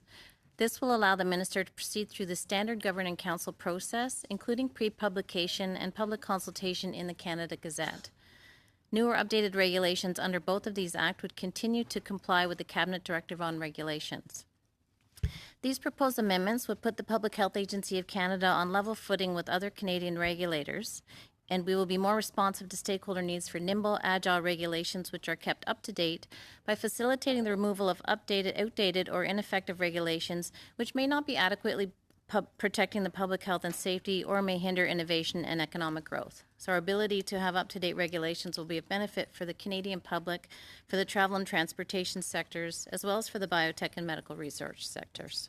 Thank you. Okay, any questions? Quiet bunch at the moment. Must be simple and straightforward, Cindy. Then with that, thank you all for dealing with all those subsections. Thank you very much. Then we are to 13 and 14, I believe, are to come to the table. Division 13, Part 4, Division 13 and 14. And we'll start with Division 13. Ms. Wiebe, Director General Air Policy, and Mr. Rebel on the Aviation Industry Indemnity Act. Okay. Floor is yours, Ms. Wiebe. Thank you. Good afternoon, Mr. Chair. So Mr. Rebley and I are here to speak to the committee today about the proposed amendments to the Aviation Industry Indemnity Act. So just as a bit of background, the Aviation Industry Indemnity Act authorizes the Minister of Transport to issue one or more undertakings to Canadian aviation industry participants to provide coverage for aviation war risks that is consistent with commercial coverage in circumstances where commercial coverage is not practically available. These amendments amend the Aviation Industry Indemnity Act, or IE as we refer to it, to authorize the Minister of Transport to undertake to indemnify, first, NAV Canada for acts or omissions it commits in accordance with an instruction given under an agreement entered into between NAV Canada and Her Majesty respecting the provision of air navigation services to the Department of National Defence, and second, any beneficiary under an insurance policy held by an aviation industry participant. In the case of NAV Canada's provision of service to the Department of National Defence Canadian Forces, the provision of an indemnity will, at minimum, be dependent on the signing of an agreement between NAV Canada and the Government of Canada that outlines what services will be provided to the Canadian Forces. These services will further the government's national defence mandate, not NAV Canada's Civil Air Navigation Services mandate, and it has, therefore, been determined that it is appropriate for the government to assume responsibility for liabilities that may arise from actions taken by NAV Canada on the instruction of the federal government pursuant to such an agreement. The intent of this act is to ensure commercial equivalent aviation war risk coverage is available to Canadian aviation industry participants if it is not practically available through commercial markets. As the act is currently drafted, beneficiaries named under a policy held by a participant can only receive funds through that participant, they cannot be paid directly. This is not consistent with commercial practice. The amendments will ensure that, for example, if the participant becomes bankrupt, the beneficiary will still receive any indemnity that may be owing through the government's indemnity. In both cases, the amendments will authorize, they will not guarantee or require an indemnity to the relative aviation industry participants or their beneficiaries. In either case, the decision, whether or not to provide an indemnity will be subject to determination by the Minister of Transport. The government, led by Transport Canada, negotiated with NAV Canada an indemnity for their support of the Department of National Defence in December 2018. Should the two parties deem it appropriate to replace this indemnity with an indemnity under this Act, Transport Canada would work with NAV Canada to negotiate the terms of that new indemnity. I'm ready to answer any questions that the committee may have. Thank you. Okay, not a problem. Okay, thank you very much. Mr. Dussault. Pour essayer de démêler la question. I just want to understand military airplanes. Do they use NAVCAN's services, or do they have their own navigation and air traffic services? The current exercises that we refer to that the Department of National Defence is undertaking are supported by NAV Canada. The Department of National Defence looked at whether it would be viable or feasible for them to create their own air navigation services support. They found that it was much more feasible and efficient to use the services already established by NAV Canada. Donc, pour l'instant, elles n'utilisent pas les services, mais ils seraient... So currently they don't use the services, but they're considering doing so? Services of NAV Canada, yes. Okay. Donc, quel problème on veut régler ici? Donc, j'essaie de comprendre. So what problem is being fixed here?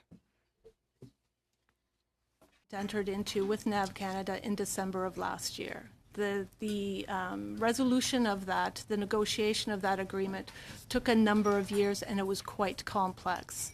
It involved, for example, the government making the funding decision to take on the liabilities associated with such an indemnity. To streamline the decision-making in the future, should a decision be made to replace the current indemnity, the amendments seek direct authority be given to the Minister of Transport to issue that indemnity. Okay. Yeah. So, what would be the government liability here? So that's a complicated question because it depends on the scenario. For example, you have the worst case scenario of an attack such as those that happened on the terrible day of September the 11th, 2001.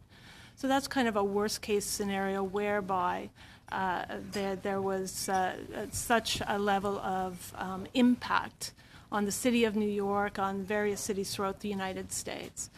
So in that case, the indemnity, the insurance coverage was, and in a Canadian scenario, could be quite significant. On the other hand, on the other end of the range, right now it covers off the training exercises that the Canadian Forces undertake with NAV Canada's support. So again, it could be something smaller where the insurance payout would not be as significant. Essentially, sometimes it could be an unquantifiable liability. Okay, that explains it. Any other questions or comments? Then turning, I guess, to Division, thank you very much, Ms. Wiebe. Turning to Division 14, Transportation Appeal Tribunal of Canada Act. Thank you very much. Mr. Jones and Mr. Fryer. Thank you very much, Chair. I'm here to speak about a proposed amendment, or a proposed amendment, to the Transportation Appeal Tribunal of Canada Act, the TATC Act for short. What the tribunal does, by way of background, is provide an independent mechanism for recourse for anyone affected by a licensing or an enforcement decision by either the Minister of Transport or the Canadian Transportation Agency under various federal pieces of legislation regarding transportation. Last fall, a number of amendments were made to the Marine Liability Act, including the ability to impose administrative monetary penalties. So the proposed amendment to the TATC Act is designed to align the two pieces of legislation and to ensure that the tribunal, or to ensure that the tribunal can hear any appeal of an administrative monetary penalty issued under the Marine Liability Act. I'm afraid I don't have anything more than that, and I'm prepared to take any questions.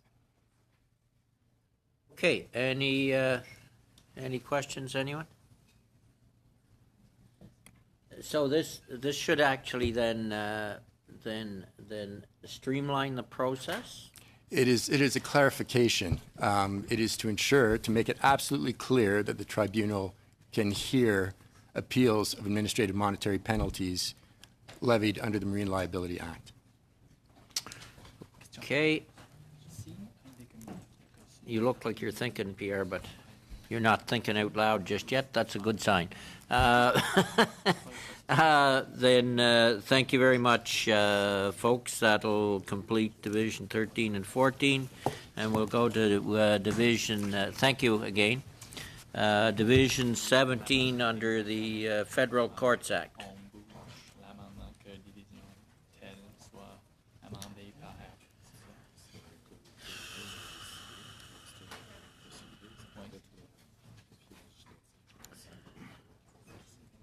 And if if committee members are wondering about Divisions 15 and 16, they've been transferred to other committees for the moment. It will eventually come back to us.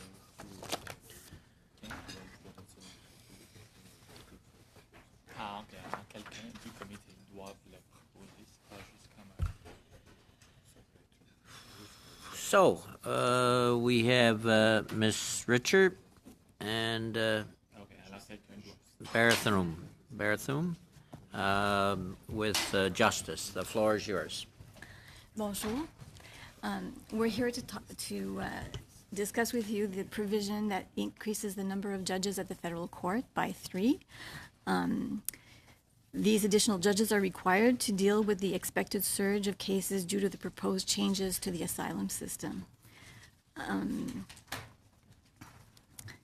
That system, the capacity of the system is increasing from the current 26,000 asylum claims a year to 50,000 asylum claims a year. So as the increases of the capacity of the asylum system are applied, the volume of cases to the federal court will, of course, increase.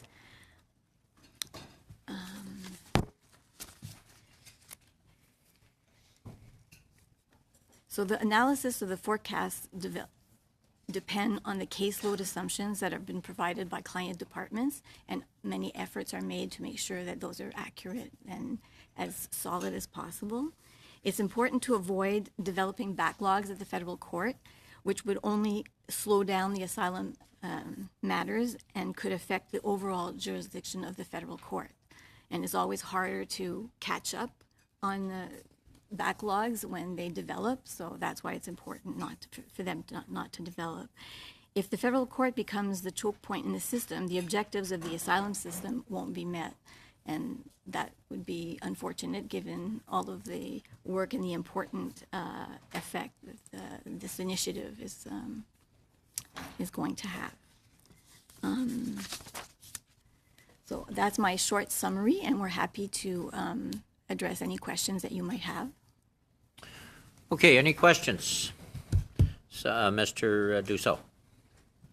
Donc, est-ce que c'est cet ajout de 3? Is this addition of 3 judges? Is this a direct response to Division 16?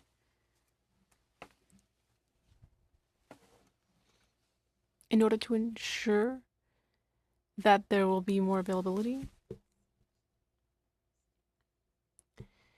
Well, if it's a direct effect, well, it goes through various stages, but it ends up at the Supreme Court.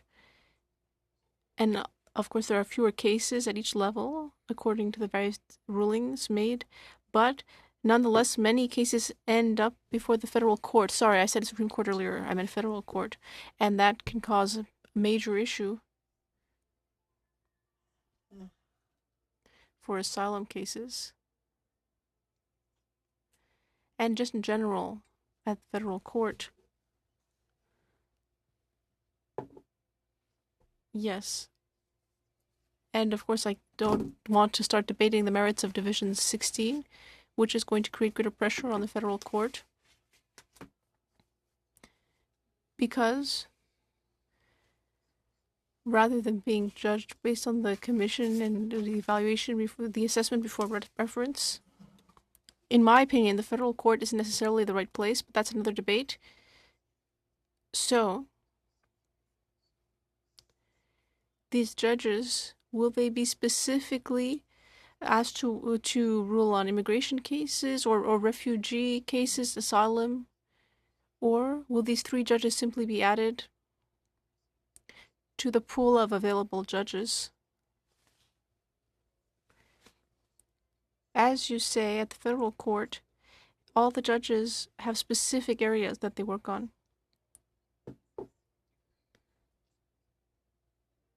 Or rather, there isn't just a general pool, so there isn't a specific group that works on refugees, but that's a big part of their work. And so we regularly try to ensure that we follow up on the percentages and how it's working.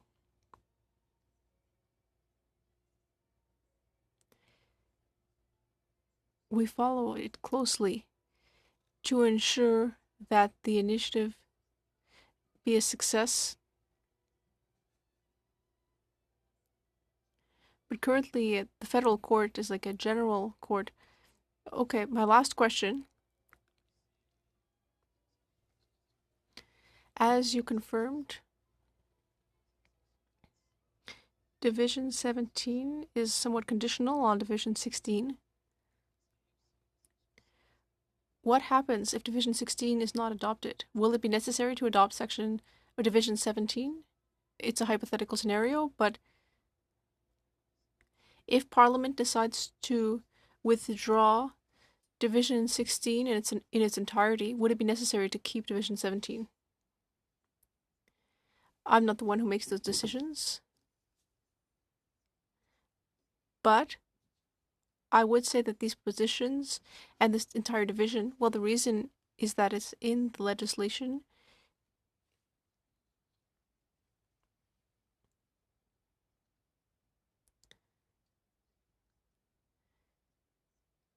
Well, yes, the answer is yes.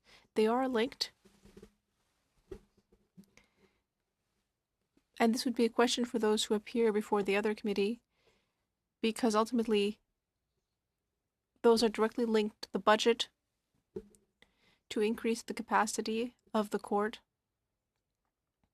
And that's before the other committee. Thank you. That's it for me. To do with workload, correct? It's very unusual, indeed. It is almost purely to do with workload. It's not necessarily directly related to the amendments that are before the other committee. Budget 2019 approved an increase to the capacity of the Immigration Tribunal to deal with, before it was 26,000 asylum cases a year, but because of the surges that we've been seeing, it's now up to 50,000 that is being requested in terms of capacity. So the moment you double the capacity of the tribunal, we have the calculations, sorry, not me, my client, which is Immigration Refugee Canada. They have done the calculations through to how much litigation that means will end up at the federal court. So, say 5 years down the road we go the other way, will there be a willingness to shrink the number of judges in the court system? So it would require another amendment to the Federal Courts Act to change the number. I mean, we wouldn't want them sitting around idle. No. No, and that's monitored on a regular basis to see what their workload is and how the court's dealing with it.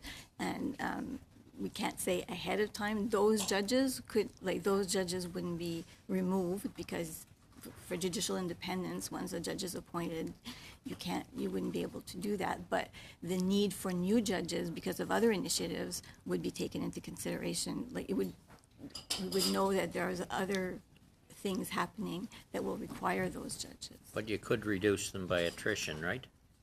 That's correct. Yeah. As they move out of the system. I mean, it has to be sometime we got to slow this increasing. I better not get into that. The other side, I mean, the cost of this is between judges' salaries and court costs, et cetera, et cetera, et cetera. It's about 1.65 million in the first year. What is? Do you have any idea what the cost is by? There's also a cost on the other side. If there's if we're not dealing with these cases fast enough, there's all the costs on that side too. Do you have any idea what those costs are? I mean, the total cost for the whole initiative? Not on the judge side, but if we're not dealing with the asylum cases properly, then we're paying some of those costs, housing, et cetera, et cetera. Do you have any idea what the cost is on that side? I mean, we're investing 1.65 million. I expect there's got to be a balance or a return here somehow. You mean like what would be the cost to the court if a backlog was? What would be the cost of leaving a backlog in place? Well, the impact is on all the other cases. So it means that justice for other people who aren't involved in that system, they're not getting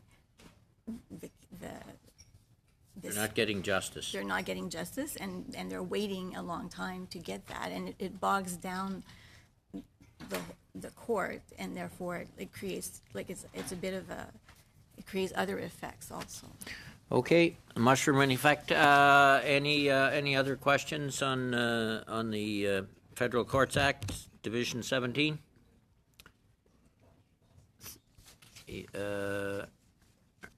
None? You're just okay, Arnold. You're just stretching, in other words. Okay, thank you. Thank you both, and we'll turn to Division 18, National Housing. And Division 18 and Division 19 at the table, I'm told. Yes. Did you get a new number recently? Because the number I have says it's not in service. This is what I usually text her. Yeah, okay, just hold on. I left a message on her office phone, but that doesn't do any good if she's there already. I sent her an email as well. You can just check your contacts if you want.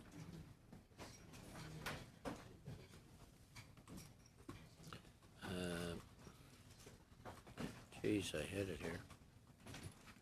Okay, just find her in the email system.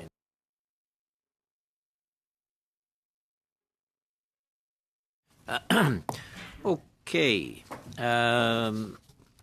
who do we have up? Who's to lead off? Miss Leash, Cynthia, and I'll let you introduce your folks, and we'll go from there on national housing. Great. My name is Cynthia Leach. I'm the Director of Housing Finance at the Department of Finance. Robert Sample, Director General Capital Markets Division at the Department of Finance. David LeDrew, Senior Advisor, Housing Finance. Thank you.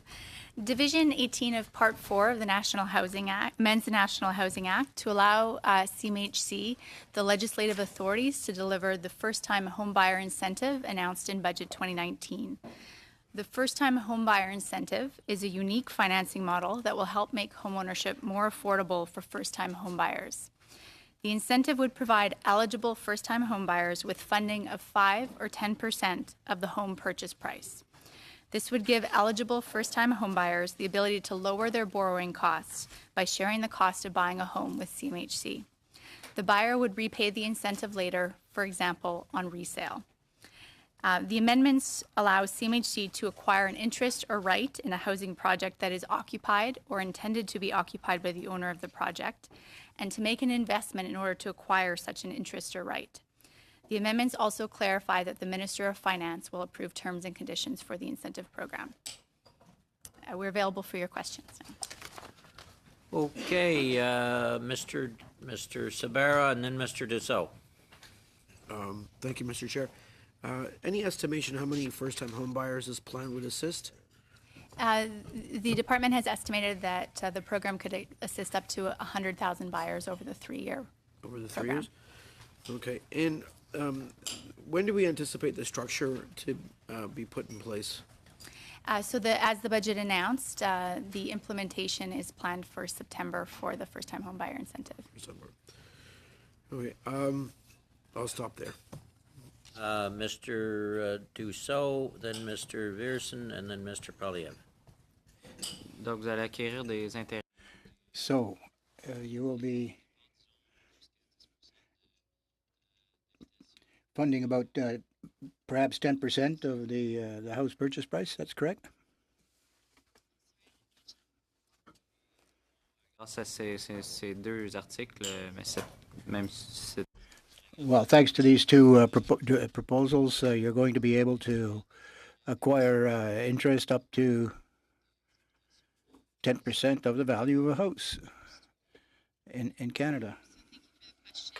The program provides 5%, up to 5% funding for an existing property and 10% funding for a newly built property. And yes, the amendments allow CMHC the authorities to be able to deliver on the program and provide that funding. D'accord. Puis, de quelle façon l'acheteur peut se prévoir? And how can a buyer gain access to the program? Is this going to be fairly automatic, or it's up to you to judge if the individual is risk-worthy? Criteria the prospective buyer must meet in order to qualify for the program.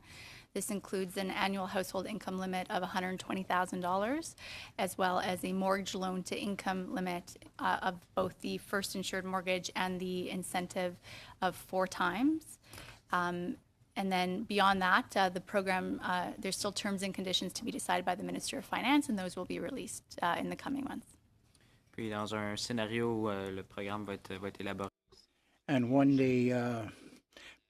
is it at the time of purchase that the individual would be signing off on the mortgage with the financial institution, or is it pre-engagement to the purchase? You know, he gets your go ahead, then he goes and gets his financing. Process issues are still being sorted out and will be announced with the terms and conditions in the coming weeks. OK. Puis, c'est dommage parce qu'on est appelé à... Okay, that's too bad because we have to vote on these policies and provisions and details to follow, I suppose. Is this going to be by regulation, or is it going to be just an announcement that'll be made of a policy change somewhere? We've not determined yet. The government hasn't determined how it wishes to make that announcement, but I imagine it would be released by CMHC on their website. OK. Puis, est-ce qu'on a évalué le coût de cette... And have you assessed the cost of this measure for CMHC? Have you adequate equity to participate fully, or is it going to have to stop at a certain time point? As the budget announced, there's a program cap of $1.25 billion over the 3-year program. And beyond that, terms and conditions will provide more information about the program risks and how they're being managed. But the program parameters announced in the budget are one example of how they limit the risk to CMHC and the taxpayer. So the borrower would still need to qualify under mortgage rules for the insured mortgage in order to be eligible for the program. So that's an example. OK. Puis, vous dites, vous allez également plus tard parler des... And then you're going to judge the risk for the industry as a whole, I suppose, and that applicable throughout Canada, of course. What would be what would happen if the situation was such that the owner of a unit could no longer meet the payments and was insolvent, and the bank forecloses on the property? What happens to your interest, your 5% or 10%? What happens there? Will be outlined in the terms and conditions to follow. It would depend on the repayment schedule and conditions, the conditions in which the buyer is required to repay CMHC and the repayment amount, and those things still need to be specified in the terms and conditions to follow. Parce que l'acheteur aura donc des paiements à faire à la fois à l'institution financière. So the new buyer will be making mortgage payments to the bank and some payment to CMHC at the same time. Is that it? The idea is that the first-time homebuyer incentive has no ongoing monthly payments, so no ongoing principal or interest payments, and so in allowing because the incentive there are not those payments on the incentive, will allow the borrower to reduce potentially their monthly mortgage costs. Il sera payable, je pense que je l'ai lu à quelque part, il sera payable à la vente. And if I read the information I received correctly, it'll be on sale of the property ultimately that he would be payback. So we haven't seen how many individuals might be able to do that. It could be that some of your interests in some of these properties would be at risk at some point.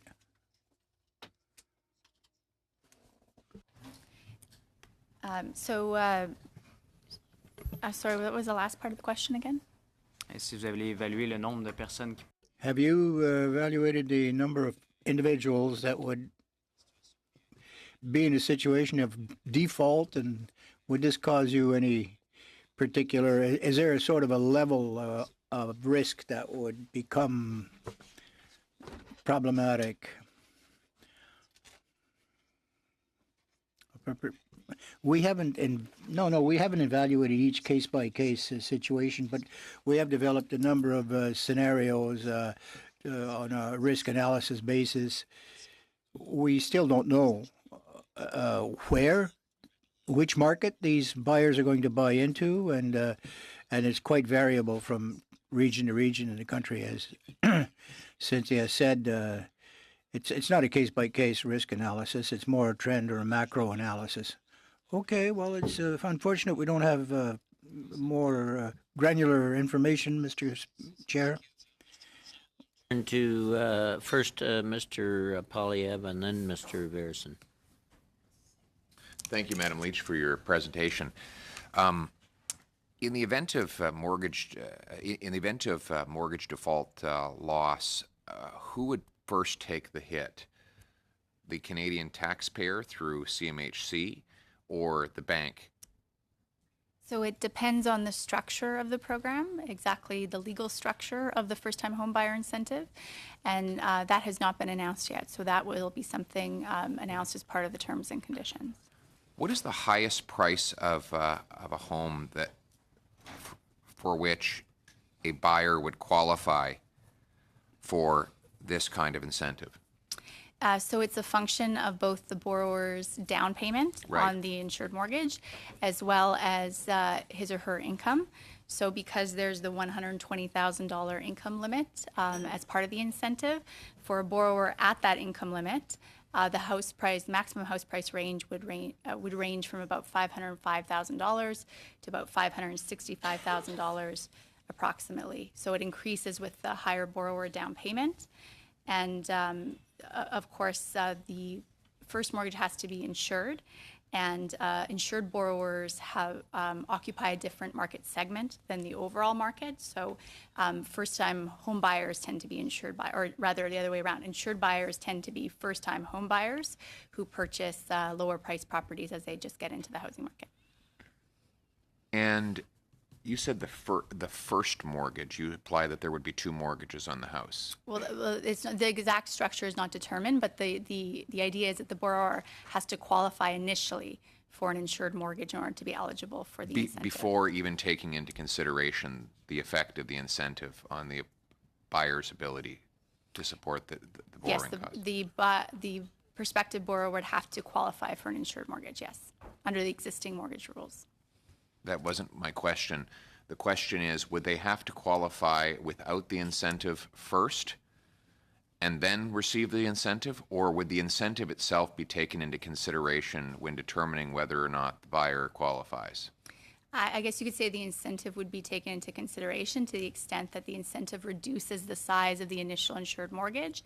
The idea is that the borrower would qualify on the now reduced size of the insured mortgage. Okay. But to be clear, the borrower also has to qualify for an insured mortgage in the first place. So they need to meet the parameters under mortgage loan insurance. And just a point of clarification also, it's not just CMHC and the government, so they could be going through a private insurer also on the first mortgage. So it could be insured by Genworth or Canada Guarantee as well. But they would have to qualify for insurance based on the assumption that they are getting the first-time home buyer's incentive. That's what I understand from Madam Leach. Yes. Do I have that correctly? I think so, yes. I think so, yes. So, okay, I just want to make sure I understand this, though. Would they first go and qualify for insurance, and then having qualified, then go and apply for the first-time home buyer's incentive? Or, when they're applying for insurance in the first place, would they be able to consider the home buyer's incentive as part of the down payment required to get insured in the first place? So go ahead. Okay, go ahead. So I think it's more the latter, where the application process hasn't been outlined, and so that will follow.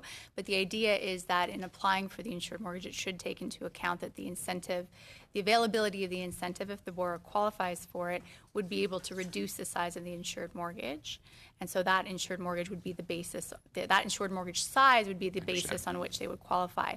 One other point of clarification, that the incentive, because the borrower has to qualify for existing mortgage insurance rules, the incentive would not decrease the down payment required for an insured mortgage. There are minimum down payment requirements, and the incentive would not change that. So, for example, to be insured, you need 5 or 10% down. You can't use the first-time home buyer's incentive to cover that down payment.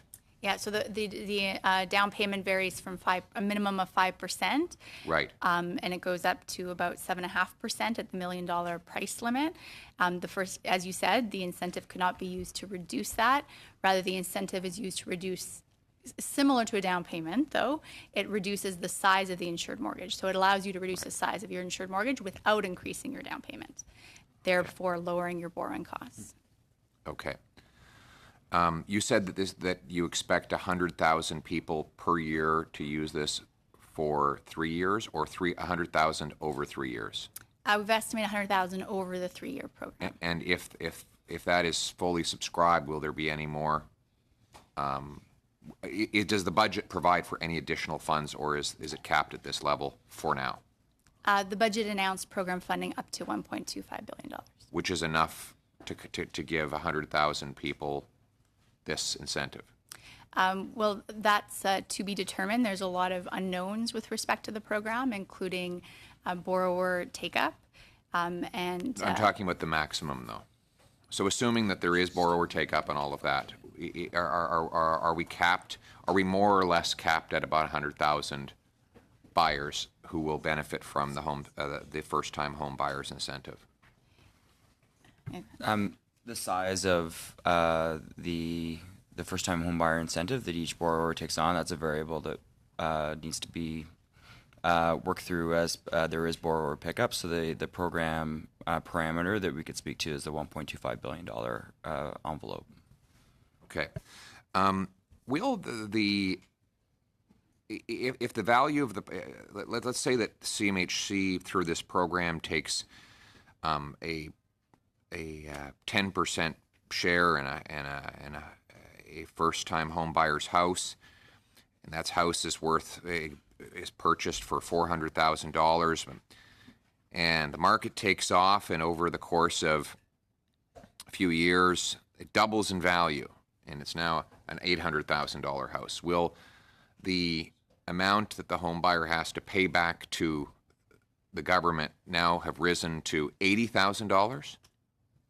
So the repayment terms, including the repayment amounts, have not been announced, and so that will be coming in the terms and conditions.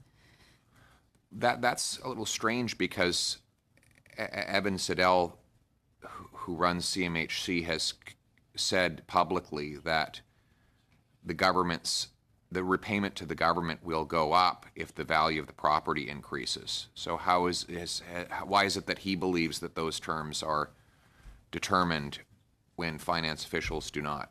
So I think what Cynthia was saying is they haven't been finalized, so we don't know if it's, so your example was a straight proportionate amount, so we haven't decided how it will actually work. But there are really only two ways it can work. One is to treat it as an interest-free loan where the principal is fixed and paid back nominally at time of home sale, or it's an actual share in the house, and therefore its value, that share's value, rise as the house appreciates. It has to be one of those two. So many shared equity mortgage models that exist in Canada and in other jurisdictions do have an element of appreciation, depreciation sharing. And so that's something that we're looking at. The exact mechanism or the exact repayment amounts are not yet determined or not yet decided and announced. That's kind of a big deal. This is not a small detail. We're really determining whether the government's going to own part of the person's house or whether it's just an interest-free loan. We're supposed to launch this thing in September. We're already into May, and we don't know that. How is that possible? So finance and CMHC officials are working to provide advice to the minister, and we expect those terms and conditions to be available in the coming weeks. Okay. So if the house depreciates in value, will the taxpayer take a loss at time of sale? Similar to the comment on appreciation, a lot of shared equity mortgage models internationally in Canada includes some element of depreciation sharing to I guess, balance the risks with the appreciation sharing. But once again, the exact mechanism, repayment mechanism or terms are yet to be announced. And has any other jurisdiction tried this kind of scheme before?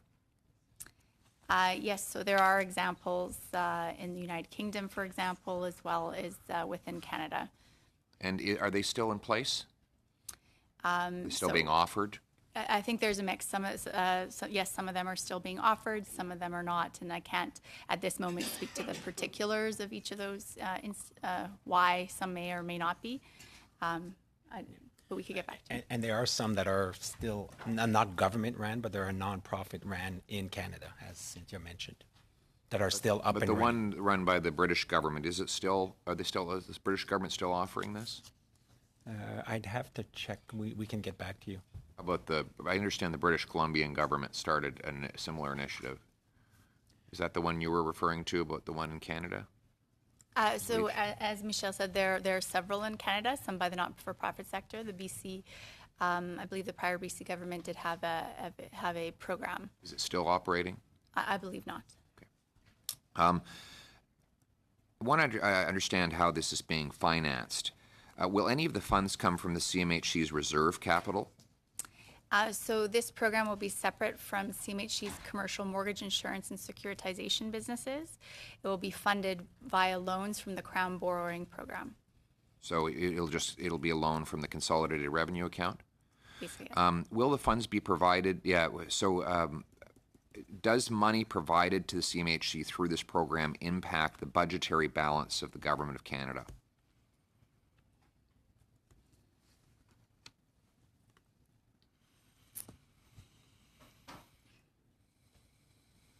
So to the extent that the program affects the net income of CMHC, it would be consolidated in the public accounts and affect the budgetary balance. I think there's some assumptions you have to assume there in order to answer the question. I don't know if Michelle, that's something we can get back to the member on. Yeah, so again, the program, if the program ends up, depending on what the take-up is, and there is a cost, obviously, from the government side from actually loaning money to CMHC, but to the extent that we're paying it back, there's a cost to administrating the program, obviously, that would be, and then the variable will be the decisions we make, or the government makes, the Minister of Finance, in terms of how we share on gains and losses. Page 304 of Annex 2 in Budget 2019 allocates only $121 million to CMHC over the 4 years to administer the first-time home buyers incentive program. Yet the budget document states that this will be a $1.25 billion program. Can you explain the distinction? Yes. So over those are the costs over the first 5 years of the program, estimated. They include interest costs for the loans that CMHC will receive from the Crown Borrowing Program to provide funding under the program, as well as CMHC operational costs and small credit risk provisions. What is not included are assumptions around appreciation or depreciation in the assets. Okay, and then has there been a loan risk assessment conducted for this initiative before it was announced? There are a lot of factors still being that have not yet been announced as part of the terms and conditions that will be important to that risk assessment. Has it been done? We are working on that internally with CMHC. And when will it be completed? I'm not sure. Can you commit to the committee that it will be released to us when it is? I cannot. No one on this panel can commit to that? It's not within our power. Well, that's unfortunate. I appreciate that is not within your power, and it is not your decision, unfortunately, that the government has decided to put significant quantities of Canadian tax dollars at risk without being prepared to reveal those risks to Canadian taxpayers. So the next question is, will the shared equity mortgages provided under the scheme be securitized under the NHA MBS program? That is not the intention, no. So but if a bank issues one of these mortgages and decides it wants to securitize it, and goes to CMHC for securitization, would such securitization be prohibited, given that the home buyer's incentive is already part of the scheme? So the insured mortgage would be what would be issued by the bank or the other financial institution. That element is currently able to be securitized under CMHC securitization programs, provided it meets appropriate parameters. That would continue to be the case. The shared equity mortgage component, the incentive, would be held by CMHC, and that it would not be securitized. Okay. Let's see what else I have here.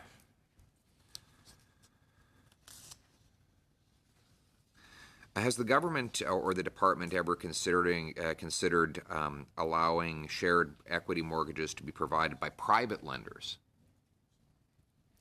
Yes, so the department looked at a range of options for shared equity mortgages, and the program responds to the housing affordability needs.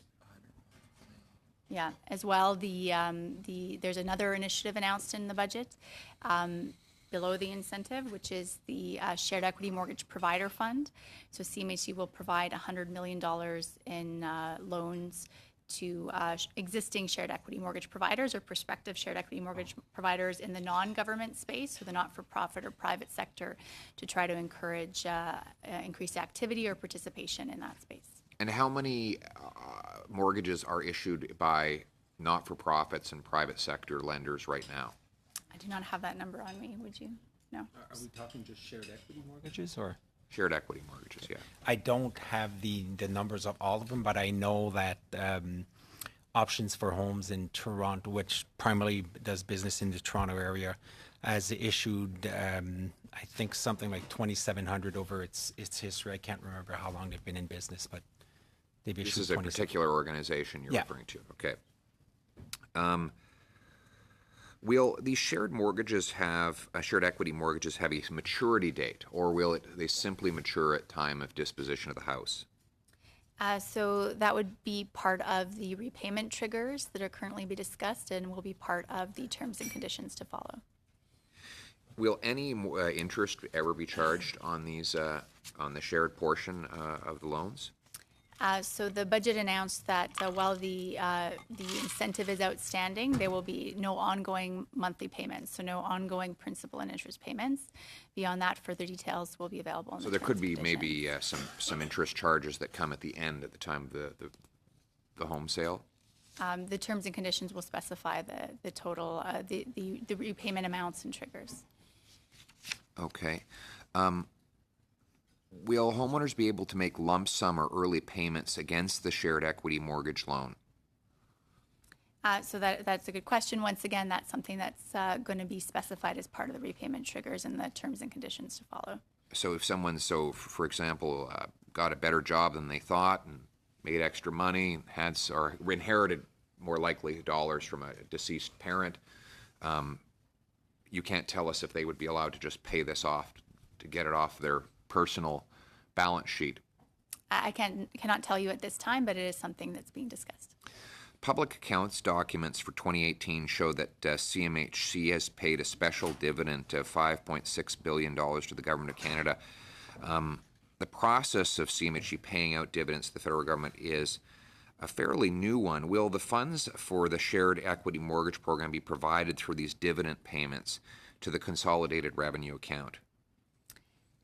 So as I said previously, the dividend is related to CMHC's commercial mortgage insurance and securitization programs. Those are the programs that fall under the dividend framework for Crown corporations, and so the incentive program will not affect the dividends paid to the government or paid out under that framework. Which programs again? Securitization and mortgage insurance. Mortgage insurance, right. Okay. Okay, excellent. That's all I have. Thank you, Mr. Polyev. I have Mr. Pearson. You're off the list now. Mr. Richards. Yeah, my colleague, Mr. Polyev, asked the vast majority of the questions that I had sort of sought to get some clarity on too, and I do have one that remains.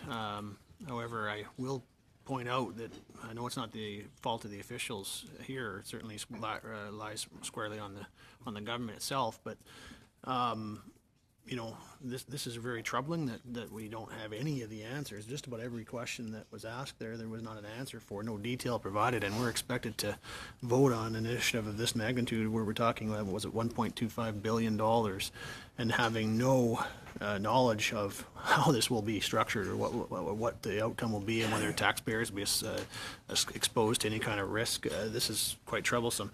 The one question I did have that did remain was with regards to, actually it's kind of skipped my mind now. I'll maybe, is there anyone else on the list? I don't have anyone else on the Okay. list. Anyone over here? Yeah. You okay? I guess I'll have to come back to it. There will be, there will be an opportunity when we go to clause by clause as well, Blake, for there. Yes, you can, Mr. Polyev, you're on. What is the current size of the securitization program of CMHC at present? I think David has that now. It currently has $488 billion of guarantees in force. And how much has that increased in the last 5 years?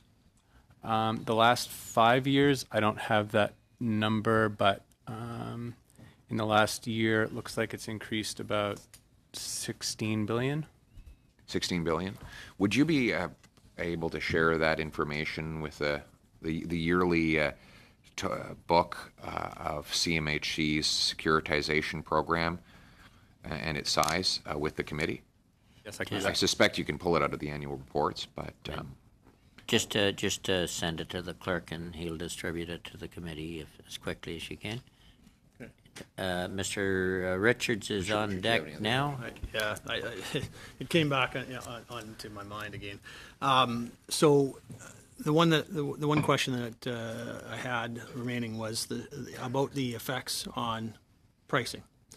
I'm wondering if there's any analysis that's been done on whether there would be, both looking at other government programs in other jurisdictions, and also just modeling on this, if there's any analysis that has been done on the effects that might be expected on pricing. I think particularly when we're talking about the new home sales, where we're talking about 10% being provided here, is there any expectation based on that analysis of pricing being inflated as a result of the fact that buyers now see they'll be getting 10%, and of course builders will also Analysis see that show, I don't have the breakdown between new and resale, but our overall analysis show that the incentive as based on the parameters we know at this time would cause an increase of about 0.2 to 0.4% on house prices. So there is an expectation of some upward pressure on the prices then. And I think that sort of speaks to all the more reason why the details of this are so important, because at the end of the day, I think the challenge that a lot of first-time buyers face is in saving for that down payment rather than the size of the mortgage. And certainly that was my experience having worked in the industry. If we're talking about any amount of upward pressure on those prices, that just makes that problem worse. And so the bigger problem that first-time buyers face is actually going to be negatively impacted by this policy. I think those details are all the more important, and we don't seem to have any of them. So anyway, thank you. I appreciate you. I know it's not, it doesn't rest at your feet that we don't have those details. That obviously rests at the Trudeau government's feet, and so I don't, no criticism of you, but it is unfortunate that we can't get those details. We'll get to you, Pierre. That's not the official's responsibility. Mr. Polyev. Yes, and I hope the officials don't interpret our criticism as being directed at them. They clearly know their files very well, but they can only work with what they're given, which unfortunately isn't very much. Mr. Tremblay has said that this program could lead to a 2 to 4% increase in prices. 0.2 to 0.4. 0.2 to 0.4, okay. And on the issue of appreciation, have you done any analysis on the amount of appreciation that this program caused where it's been tried on a large scale before? If I understand your question correctly, if we've done analysis as to the impact on pricing in other jurisdictions or where it's been tried before? Yes. We have not tried to do that, primarily because housing markets are even within Canada are very distinct as to how they'd react. And some of the larger programs we've mentioned, the UK program had they had much fewer limits. So one of the things that we're trying to do to contain actually the rise in housing prices is to have this targeted. So that's why it's at first-time home buyers. That's why it's people that already qualified for insured mortgages. Whereas in the UK, the program was much more extensive and so less restrictive, I should say. So it wouldn't have been a comparative in terms of the impact on prices. You threw in an adverb there that has confused me, because I understood that people were going to be able to use the home buyer's incentive to help them qualify. You said this will be available to people who have already qualified. So which is it? I meant that people that qualify for mortgage loan insurance. Yes, I know that, but qualify without having received the incentive, or qualify because they received the incentive? That depends what the terms and conditions are. That will depend on the final terms and conditions, but because if presumably if someone's helping make a down payment for you, it helps you qualify. But you said that this is going to be available to people who have already qualified. So there is a big distinction, because if there's a young person out there who doesn't currently qualify, for mortgage insurance because he can't muster the down payment or his incomes aren't high enough. If someone came along and said, well, what if I helped you out and gave you a $20,000 assistance with your down payment? You can give it back to me when you sell the house. Then he might qualify. So I guess my question is, are people able to use this in order to qualify, or must they have already qualified in order to use it? Dick and Reg. Yeah, sorry, they do have to have qualified. They have to have qualified before they even get the So this is not a down payment assistant program. It's not envisioned to be a down payment assistance. So people who can't qualify right now will not be able to use this in order to qualify. Not if they don't have a down payment. They won't be able to, no. So it could help in terms of their debt service ratio coverage and so forth, but they need to have that 5%. So they can't use it to cover their down payment the down payment portion that is necessary to obtain mortgage insurance. That's correct. That's correct. Can it help? Can the reduced monthly payments help them meet the stress test? So the stress test would apply on, so for example, as I said, the insured mortgage portion can be reduced because of the incentive. Yes. Without increasing the down payment. The stress test would apply, for example, on that reduced insured mortgage size. Right. But recall also that the budget announced criteria for the incentive itself, not just the $120,000 income limit, but the mortgage loan to income limit. And so the idea there is that the program parameters for the incentive target the program to those most in need of support for housing affordability while maintaining the prudent lending standards, including the insured mortgage rules. And what again is the maximum loan-to-value ratio that one must meet to qualify for this incentive? Loan to value ratio. So that would be the down payment requirements for an insured mortgage. So it would be the minimum requirement is 5%, and that applies to homes priced under $500,000. For homes above $500,000 that go up to the $1 million price limit in the insured space, there's 10% on the portion above. So the minimum down payment varies across the space from 5% to 7.5%. But you had said earlier that the maximum value of a house purchased under this plan would be about $565,000. So the house price, not the loan to value. Yes. The So house price. Yeah, the house price. So how did we get to $1 million in? Sorry, I thought you were asking about the maximum loan to value ratio for the borrower under the insured mortgages. Oh, yes, under the insured, but Yeah, I'm talking for yeah. this program. So under the program, as I said before, the maximum house price would be a function of borrower's income and down payment. So for example, someone who puts down the minimum down payment of Yes. 5% and who's at the income limit of $120,000, the house price limit would be around $505,000. And the maximum? It depends on the terms and condition specifications for what the maximum down payment is, but for example, most insured buyers who are first-time home buyers have high ratio mortgages, so loan to value ratio is below 80%, or sorry, above 80%. Right. And so in that case, if someone would be able to have a house price of $565,000 around there, if they put down, for example, 15%. Right. So so no one could expect to buy a house of more than $565,000 using this incentive.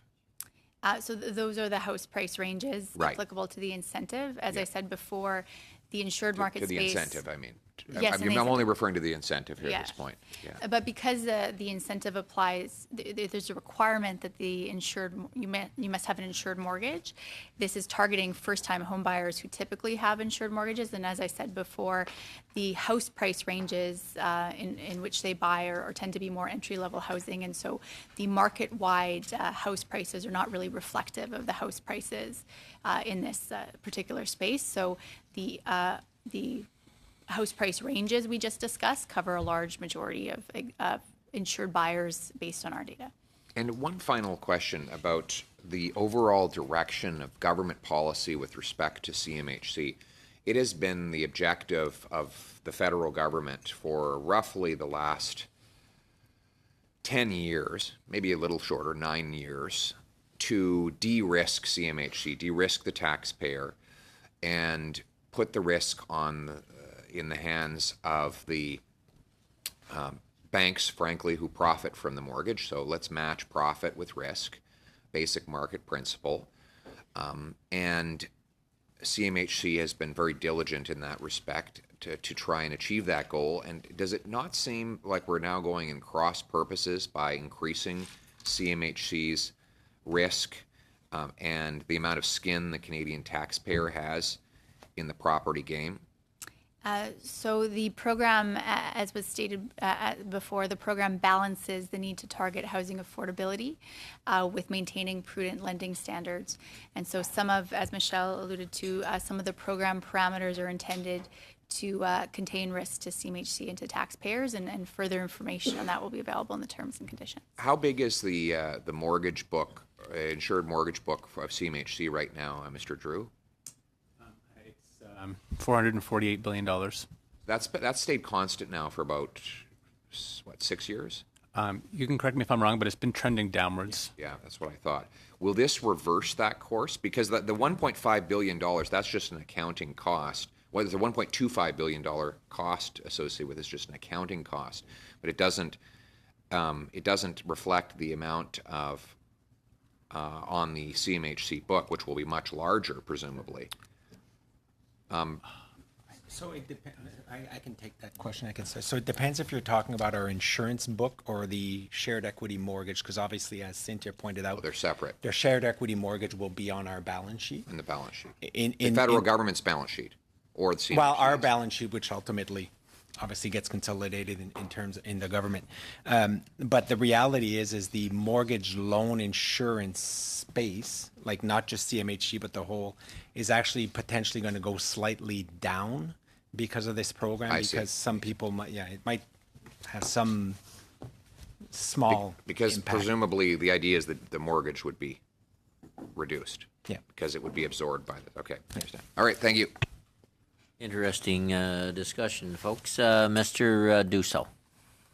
Juste rapidement, je pense que c'est very quickly, if I may, but this is no small detail, and in relation to the response given earlier, I just want to be sure regarding obtaining this incentive, one has to be pre-qualified for an insured mortgage through the CMHC before applying for the incentive. Am I kept seeing things in the right order there? The borrower would need to be able to be qualified for an insured mortgage. It doesn't have to be with CMHC. It could be with one of the two private insurers, Genworth or Canada Guarantee. But yes, they would have to be qualified based on that insured mortgage and meet all the requirements of mortgage insurance. Okay. Alors pourquoi, Monsieur le Président, ma question c'est pourquoi. So why, Madam Chairperson, has the government said that this would enhance access to property ownership, given that all those who would use the program are already pre-qualified for mortgages? Well, as we mentioned earlier, the program can be used to offset the cost of servicing a mortgage. So the incentive allows you to decrease the size of the insured mortgage without increasing the down payment commensurately, how you would have to do without the incentive. And so in doing so, it would lower monthly borrowing costs and could allow you, for example, to use those extra monthly funds for something else. OK. Mais c'est ça, ça augmente pas l'accès à la propriété, ça. That doesn't enhance property ownership access, does it? Thank you. For the section 18. We'll go to section 19. I'll warn people there's likely going to be a vote with a 15-minute bell. Which means we will have to come back. But if we could get through the National Housing Strategy Act before that happens, it'd be great. Mr. Tremblay. Thank you, Mr. Chair. So I won't introduce myself because I've been introduced. Je suis accompagné de Mark Young, directeur des services juridiques. I have Mark Young, Director of Legal Services, with me. National Housing Strategy Act. The Government of Canada has taken significant strides to advance the progressive realization of a right to adequate housing with the launch of the National Housing Strategy in 2017 that prioritizes the needs of the most vulnerable. The proposed National Housing Strategy Act will further this advancement by requiring the government to develop, maintain, and report on a national housing strategy and by creating new accountability and participatory mechanism. Le projet de loi souligne l'importance du logement pour la dignité. The bill stresses the importance of housing for the dignity and welfare of those living in Canada. Under this bill, a National Housing Council with a diverse representation, including those who have needs in terms of housing or homelessness, will be struck. And that will include advice to the Minister responsible for housing. The bill also contemplates the creation of a federal advocate appointed by the Governor in Council for housing that would respond to the needs of vulnerable persons and other groups regarding systemic problems. There'd be an annual report including recommendations on requisite measures to be taken. The Minister would be required to table the report before the ombudsperson or advocate in a specific time frame. Is there any questions the committee may have? Okay. Any questions, Mr. Dussault? Si, est-ce que Does this bill provide that housing is a right, per se? Well, thank you very much for your question. I think that this bill and its provisions recognises the importance of housing for Canadians to live in dignity. And this is a crucial step in acquiring housing that is in the socio-economic and cultural rights that have Canada has considered important since the early 70s in terms of human rights. And it provides for accountability and reporting mechanisms that were lacking hitherto in Canada. Question. But it does not provide for it as a right per se. It is a gradual approach. Is that correct? Yes. Response. Exactly. Question. Do you think that housing could be seen as a right under the legislation going forward? Response. I think that we've struck a good balance in this bill. We've held a broad consultative process across Canada over several months, in fact, since March. And I think that the pith and substance of this bill accounts for what we've heard from Canadians.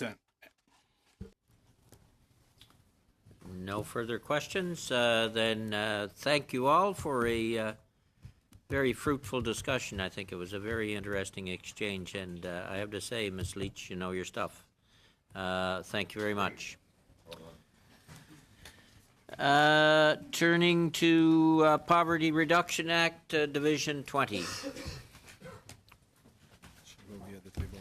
And Division 21 at the same time.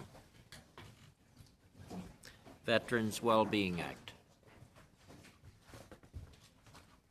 Maybe they'll end up canceling that vote. Oh, shoot. Sorry, folks. Let's see how long this vote is. Is it 15 minutes or 30?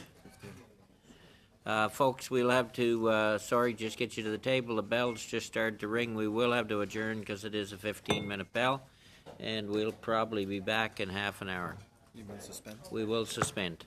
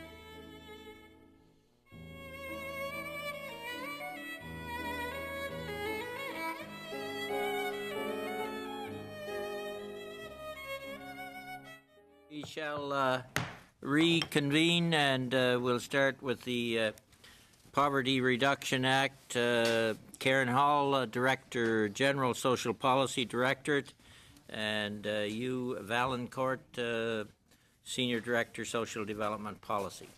Floor's yours. Great. Thank you. Good evening. Thank you for the chance to be here today. As the committee knows, on August 21st, 2018, the committee released, the government released Opportunity for All, Canada's first poverty reduction strategy. The Poverty Reduction Act, included in the BIA, legislates the commitments made in that strategy. The legislation proposes to set an official measure of poverty, Canada's official poverty line. Canada's official poverty line is based on the cost of a basket of goods and services that individuals and families require to meet their basic needs and achieve a modest standard of living in communities across the country. This will provide the government with a measure of poverty to track progress toward the strategy's 2 concrete targets for poverty reduction. By 2020, reducing the poverty rate by 20% from its 2015 level, and by 2030, reducing the poverty rate by 50% from its 2015 level. These targets have been included in the legislation. Also included in the legislation is the National Advisory Council on Poverty. The Advisory Council, should the legislation pass, will have the mandate to advise the Minister of Families, Children and Social Development on poverty reduction and to table a report in Parliament each year on the progress that has been made toward poverty reduction. Thank you. Yep. Okay, you're up, Pierre. Mr. Polyev, and then Mr. Dussault. Do you have a list of everything that's in the market basket? I don't have that with me today, but I could certainly provide it to the committee. The market basket measure is calculated by Statistics Canada. When is the basket expected to be updated next? There is a review underway at this point in time right now, and we're expecting that the basket will be updated for the release of the Canadian Income Survey next year. So it will be updated in time to include the basic income survey data in it? Yes. And who will approve the final composition of the list of basket items? Statistics Canada is responsible for the statistical element of the basket, and Employment and Social Development Canada is responsible for the policy content of the basket. So who will approve what's on the list, what's in the basket? It's a joint effort between the 2 departments. And will it require ministerial sign-off? I think that remains to be determined. Certainly the statistical portion is within the ambit of the Chief Statistician, and so that falls fully within the purview of Statistics Canada. But what is the criteria for determining what gets in the basket and what doesn't? I think it depends a little bit on which element we're speaking about. For example, questions of like statistical methodology related to... That's not what I'm looking for. I'm asking for the items that are in the basket. What's the criteria to determine what items are in the basket? Well, Statistics Canada is responsible for the statistical element, and the policy elements are for ESDC. Thank you. So now that we've cleared up that Statistics Canada will do the stats and Employment will do the policy, who decides what is in the basket?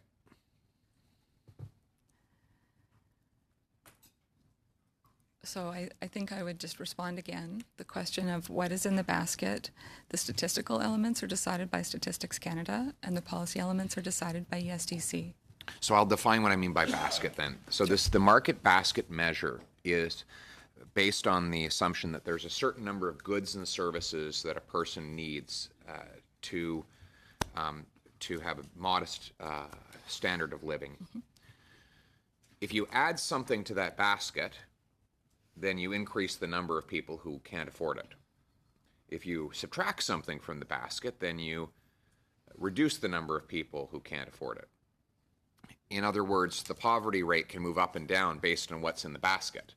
It's different than the other measurements. LIM is very mathematical. It's very simple. Median income divided by 2. Anyone below that is considered low income. LICO, very simple, very mathematical. Anybody who spends more than 20% more as a share of their income on the basic necessities of life than was the case in 1992 is considered to be poor. Mathematical, there's no human intervention at all. It's literally just a mathematical, if you're above it, you're not in poverty. If you're below it, you are. The market basket measurement actually has a whole basket of stuff that we say you need to have this in order to have a modest quality of life. A house, presumably some form of transportation, food, etc. If you add a bunch of things like a smartphone, for example, then you move the poverty line very dramatically through human discretion rather than mathematical measurement. So that's why I'm coming back to the question again. Who decides what's in that basket? Sure. So if I may, Yeah, please. the market basket measure has been calculated since the early 2000s. Right. It's a measure that has been in place over time. It was rebased in 2008 through the similar sort of measure review that's underway now. And it's a measure that does provide, as you said, a basket of goods and services that are determined to form the basis of a modest but basic standard of living across the country. It's available in 50 different locations across the country, so ranging from rural Quebec to urban Alberta, 50 different locations all across the country. So it provides a very precise measure of poverty in different places, which is an advantage compared to the LIM, for example, or the LICO. So the basket itself is something that that we will be working with Statistics Canada on. And Statistics Canada has undertaken a consultation over the last few months. They've spoken with provinces and territories. They've spoken with stakeholders. They've spoken with people with lived experience of poverty, because we felt it was very important to ensure that people who lived in poverty have the opportunity to provide input on the basket and what they consider to be important for their standard of living. We did an online consultation, and then in addition, Statistics Canada did an Ask Me Anything session, which was an opportunity for them to take questions, but also to hear from a broad range of Canadians. And so the input that's been taken from that whole range of consultations is also going to be taken into consideration by Statistics Canada in determining the contents of the basket. So you've told me about the consultation and who will be consulted. Now my question is, who will decide? The contents of the basket are a joint decision between Statistics Canada and ASDC, depending on the nature of the item that's being determined. But is there a working group between them, or is it? There is very close consultation. I work very closely with my counterpart. We have an ADM data committee that meets. But I guess the reason why this is so important is because, like I said earlier, the other measurements are very mathematical. There's very little humans can do to change where that level is. It's a formula, and it's set. This is a measurement that allows for a lot more human discretion, and therefore a lot more politics. And it's very important for the purposes of transparency, given that you're asking us to pass a law making this the official measurement, that we know who makes the decision about what is included in the basket of goods someone needs to be able to have to be considered above the poverty line. And we're not hearing from you any answers about who that decider is. Is it a minister? Does there have to be ministerial sign-off on the basket that's proposed by this combination of Stats Canada and ESDC? To date, and I will confirm this with the committee, my understanding is that it has been with officials to date. Now, with the MBM becoming the official poverty line, it is an opportunity to reconsider the sign-off and the authority for the basket itself. But again, the statistical element remains within the purview of Statistics Canada.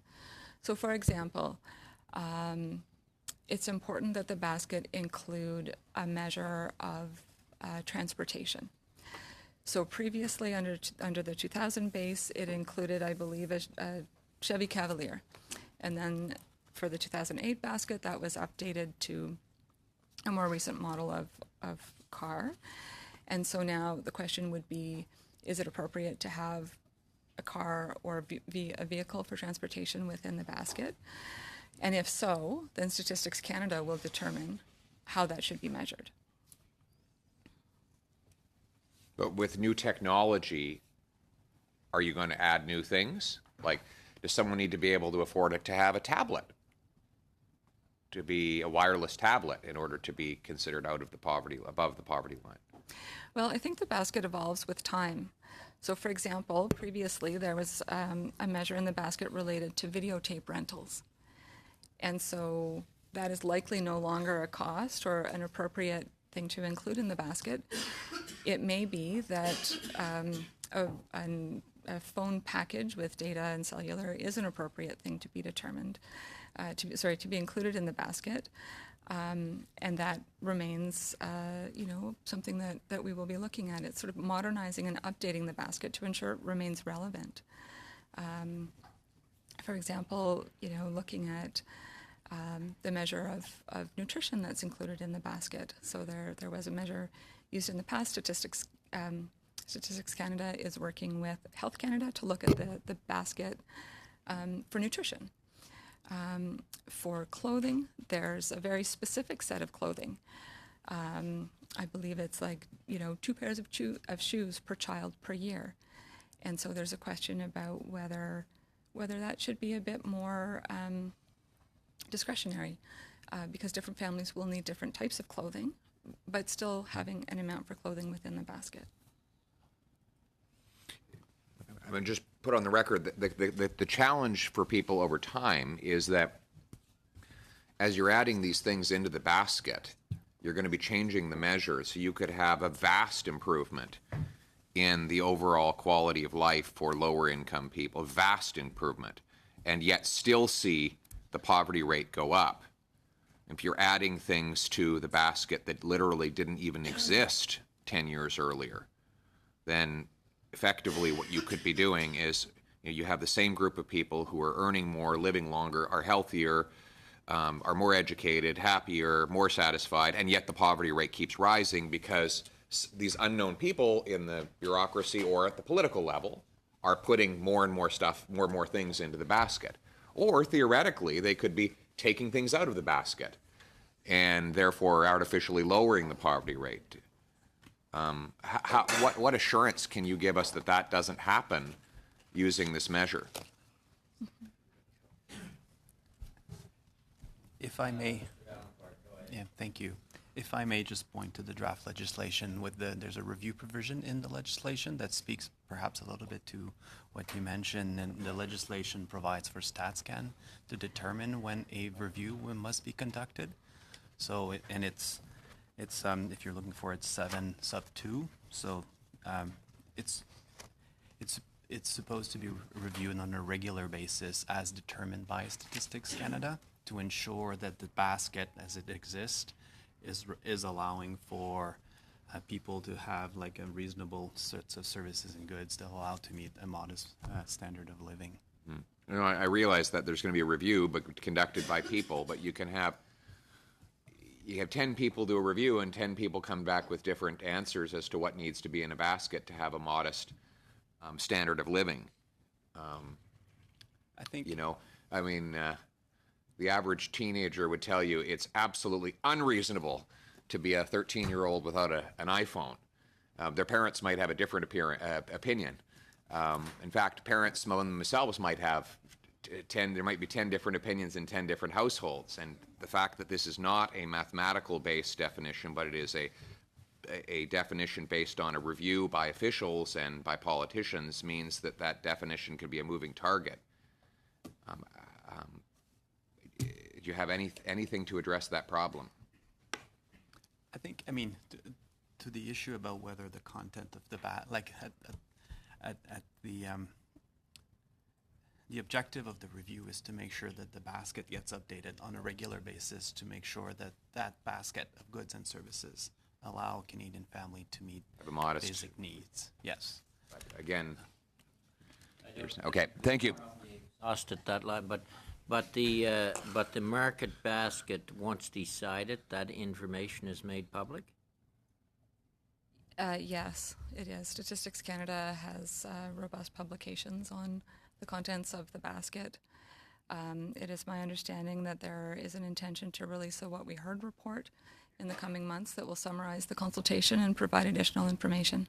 So there will be then if there's a dispute over the makeup of the basket, then we can all raise questions in the House if we have a problem. Mr. Dussault and then Mr. Sabera, Mr. Fragascatis. Ben, pour juste compléter peut-être là-dessus, est-ce que Just along the same lines, if I may, would it be useful or helpful or possible to have the chief statistician responsible for that final decision? It would be an apolitical arm's length decision, or at least that's the way it would be perceived, wouldn't it? Would that be a possible option, that it be specified in the legislation that an individual, or arm's length independent individual, would be responsible for this response? Well, I think the legislation does state that Statistics Canada is responsible for undertaking regular reviews of the market basket of goods, and that's all the legislation stipulates for the time being.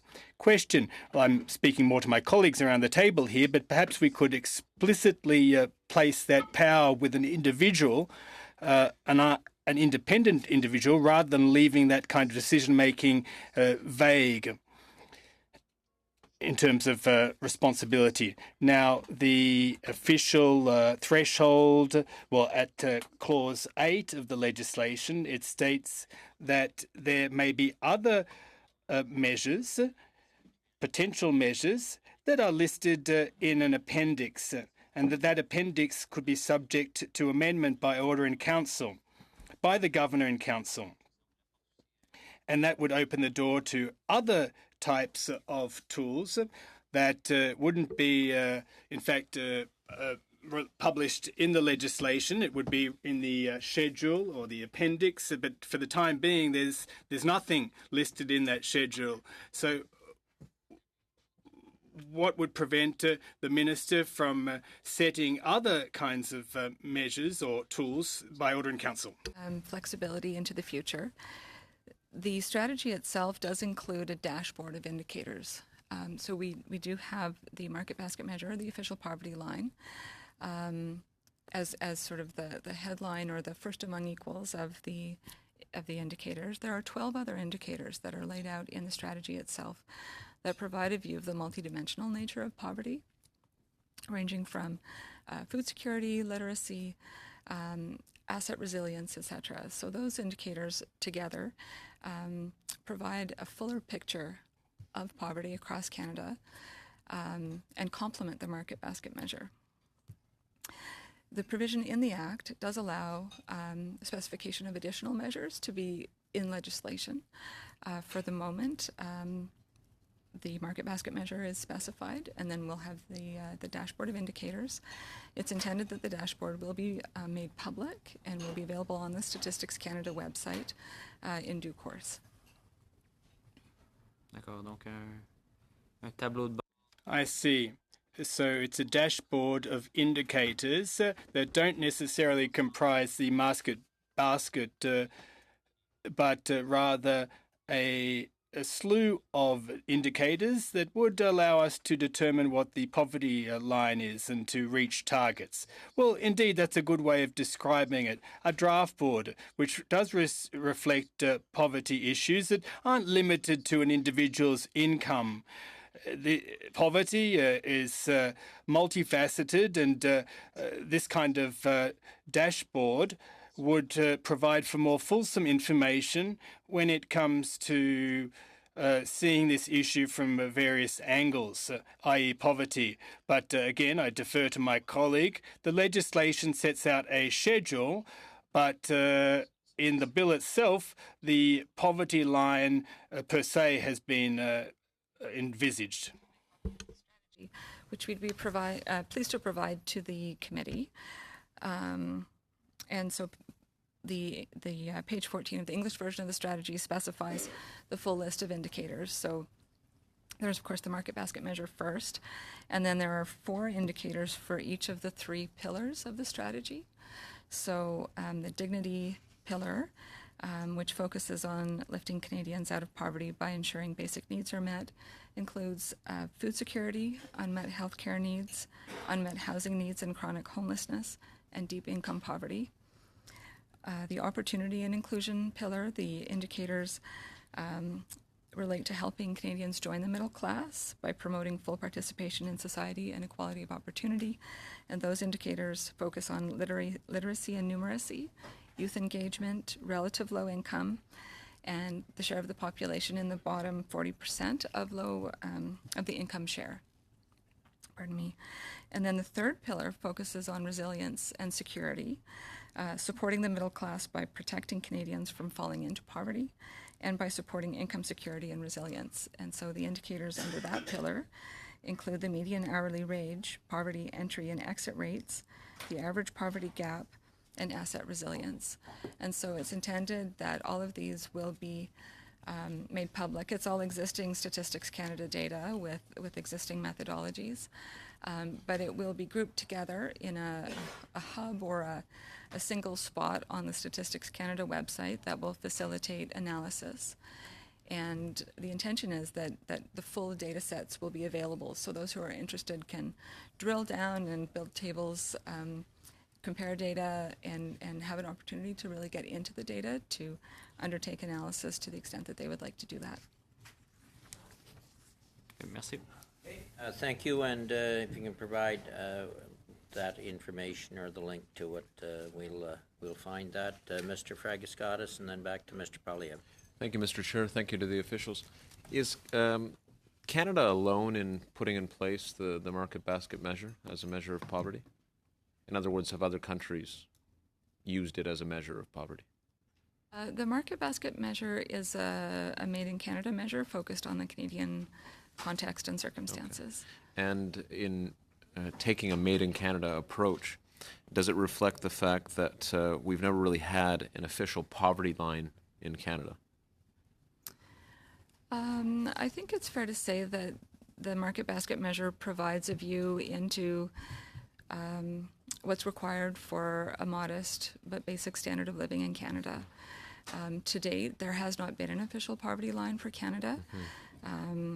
And this in the poverty reduction strategy and in the legislation, the official poverty line has been identified with the market basket measure. When countries don't have in place an official poverty line, what are some of the challenges that presents for social policy? That's a and specifically policies meant to address the problem of poverty. If we have a patchwork quilt, so to speak, where we know what poverty looks like in one place, in one part of the country, but not in other parts, without a set definition, I would assume that it becomes much more difficult to address the problem of poverty, does it not? Well, I would say that the measures that we have, so there are the 3 main measures of income, the LIM, which is a relative measure, the LICO, which is a slightly different type of measure related to the relative affordability of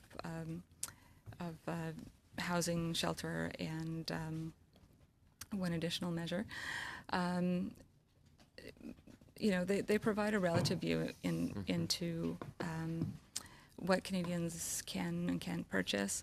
I think the market basket measure does provide a view that is geographically more sensitive. The LICO is available for 7 different community sizes, but with the market basket measure, it gives a very specialized view of the cost of living across the country. From Alberta, less than 30,000 people, all the way to Vancouver, for example. So this would help us when you say a geographically sensitive perspective. I assume from that this would help us understand what the experience of poverty looks like in London, Ontario, compared to Montreal, compared to Vancouver, compared to rural and remote parts of the country. We can have a more accurate understanding of what poverty really looks like, as I say, and the experience of it for people going through it, whereas before we couldn't really come to such a view. What we're measuring here are the essentials necessary for a dignified life. Yes? Yes. So the strategy includes a graph of the market basket measure and the cost of living for the basket in the regions across Canada. And so we see in rural Quebec, it's, that basket is about $32,000 for a family of four. And in Alberta, communities under $30,000, that same basket costs $40,777. I see. So it certainly does give a sense of the disparity and the amount of income that's required to fund the same standard of living across the country. Okay, so we can compare and contrast now in a very serious way, in ways that we could not before. Last question for you. Where are we at in terms of fighting poverty? Statistics Canada recently came out with some figures. Poverty is on the decline, correct? Yes, the most recent Canadian Income Survey results were released a few months ago. And those results indicated that the poverty rate in Canada had fallen to 9.5%, which is the lowest. The lowest we've seen, correct? The lowest we have seen, yes. The Canada Child Benefit has had a dramatic effect, in a very positive effect in making this happen, correct? The Statistics Canada release indicated quite clearly that the Canada Child Benefit has played a very important role. And can you tell me what we know as a result of the fact that it's a means-tested policy that's tax-free? This obviously puts more money in people's pocket and therefore allows families that have dealt with the problem of poverty to lift themselves up, yes? The CCB is income tested, and it provides additional resources to lower income families. That is the case. Final point.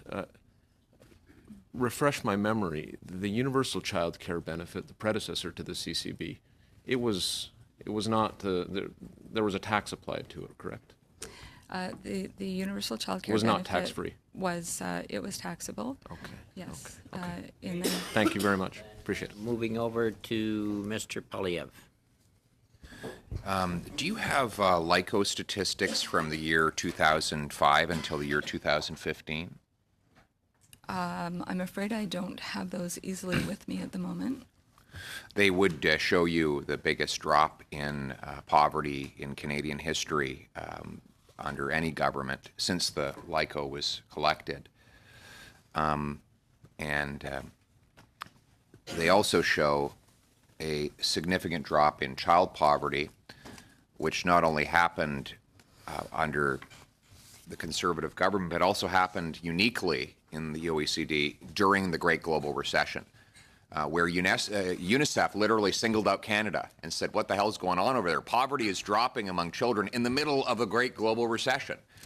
And what I think I take some satisfaction in is that the Liberals, who so strongly opposed giving money to parents because they worried, in their words, that all the money would be blown on beer and popcorn, the Liberal Party spokesman for the Prime Minister's office at the time said that, came around to our view that giving money directly to parents would actually work in reducing poverty.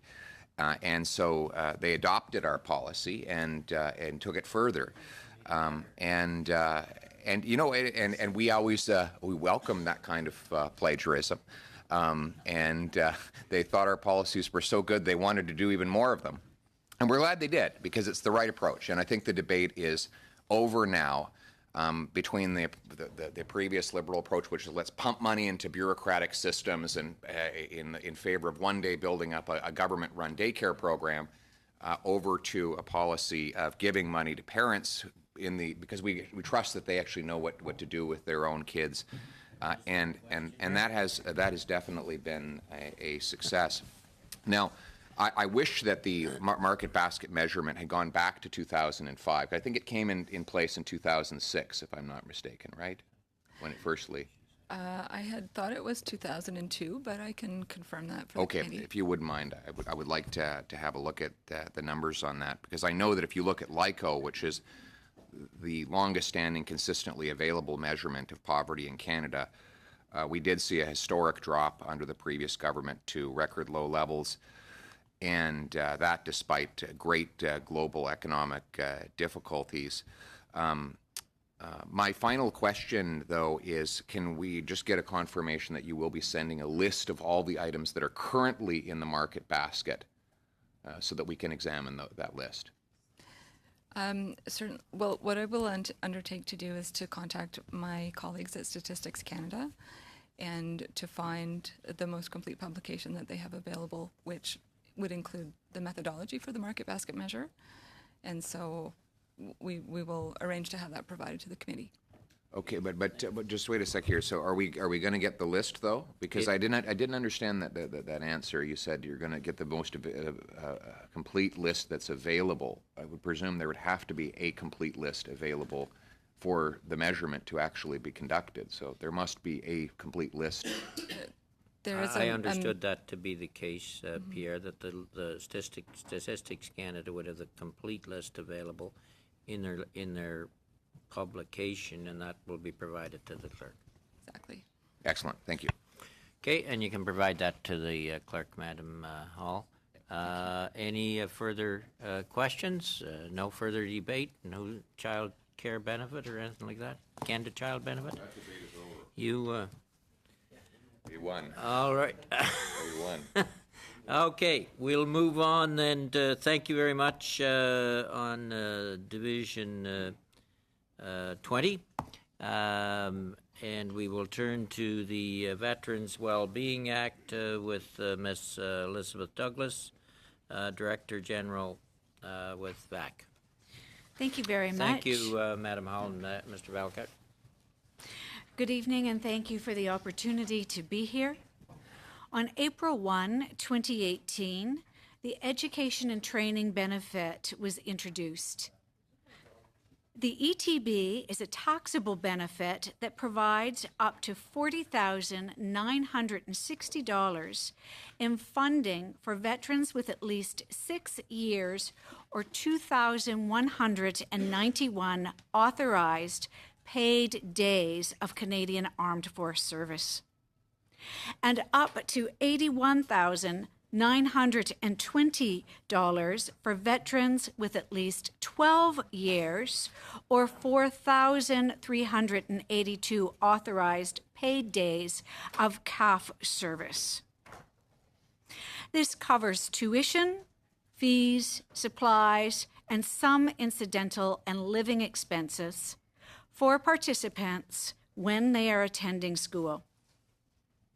Currently, the ETB is not available to supplementary reserve members. However, due to a lack of educational and training opportunities for veterans who are supplementary reserve members, VAC will expand access to ETB for these persons. This approach will help to ensure that veterans who are supplementary reserve members do not have to choose between remaining as part of the supplementary reserve or receiving the education training benefit. Expansion of the ETB to supplementary reserve members will be implemented on July 5th, 2019. Thank you. Okay, we're open for questions. Any questions, anyone? How many people do you anticipate this to be? You might have said it, I didn't catch it. Currently, we've received 4,540 applications, of which we have approved 2,353 of those applications. In terms of the number of sup reservists, we really don't know how many are going to come in. This is a new program area for us, but the number of sup reservists was calculated in our forecasts because they have given a release date. So, with reservists, though, is there any difficulty with them coming up with the hours needed to qualify? I think you had a number of hours or days to qualify. All of the qualifications in terms of the days is based upon the CAF's superannuation numbers, and it is CAF that actually calculates this. So we are hoping that is not an issue, but we do direct anyone that is applying to go back to CAF to get those days. Okay, so they actually could go back to CAP. Okay, clear. Anyone else got any questions on Division 21? Thank you very much, Ms. Douglas. Thank you.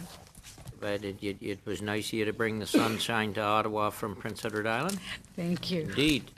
Mr. Division 22 on student loans, Mr. Rahman, and I might not have your name quite right. You did pronounce properly, Mr. Okay, Chair. Thank you for giving me the opportunity to come here today. This section proposes amendments to Canada Student Loans Act and Canada Student Financial Assistance Act to make Canada student loans interest-free during the 6-month period between students leave studies and then 6 months later they go into repayment. So the amendments will make those 6 months interest-free between going to school. This will help the students transition into the labor force more smoothly and help them manage their student debt. It will also allow, bring in line Canada student loans with some of the provincial student loans programs in Canada, who also have 6-month interest-free grace periods. Okay, student loans. We'll go with Ms. Rudd and then Mr. Dussault. Thank you. Just a question. The alignment of the policy for the interest-free grace period for that 6 months. British Columbia, Alberta, Manitoba, Nova Scotia, Newfoundland, Labrador, and Prince Edward Island, but not Ontario. So I'm assuming with Ontario then, just to be clear, students are paying interest during that, the initial 6 months. The government of Ontario did announce it used to be interest-free. Correct. But the government has announced that they will reintroduce grace period interest there. So it was interest-free, and they have announced that it is now going to be accumulate interest during that 6-month period. That is correct. Thank you very much. Mr. Dussault. Oui, les intérêts. Interest on student debt is paid to whom exactly? Canada student loans are delivered by a third-party service provider, but it's the Government of Canada funds Canada student loans, so interest is paid to the Government of Canada as well, to the Receiver General. Donc les étudiants qui ont des dettes dans le cadre de ce programme. So students who have debt under this program would pay interest to the Government of Canada. So it's the students who are financing or funding the Government of Canada. And yes, it does go to the Government of Canada. For example, for 2017 school year, the overall interest revenue for the government was about $700 million, slightly over $700 million. But the cost of the program for providing all kinds of other supports was net of interest payment was slightly over $2 billion. So yes, the interest does come in as revenue, but at the same time, there are other benefits, Canada student grants, repayment assistance plans for those who are having difficulty repaying their student loans. All of those together, the government spends about, in net, $2 billion a year. Okay. Mais c'est pas le coût.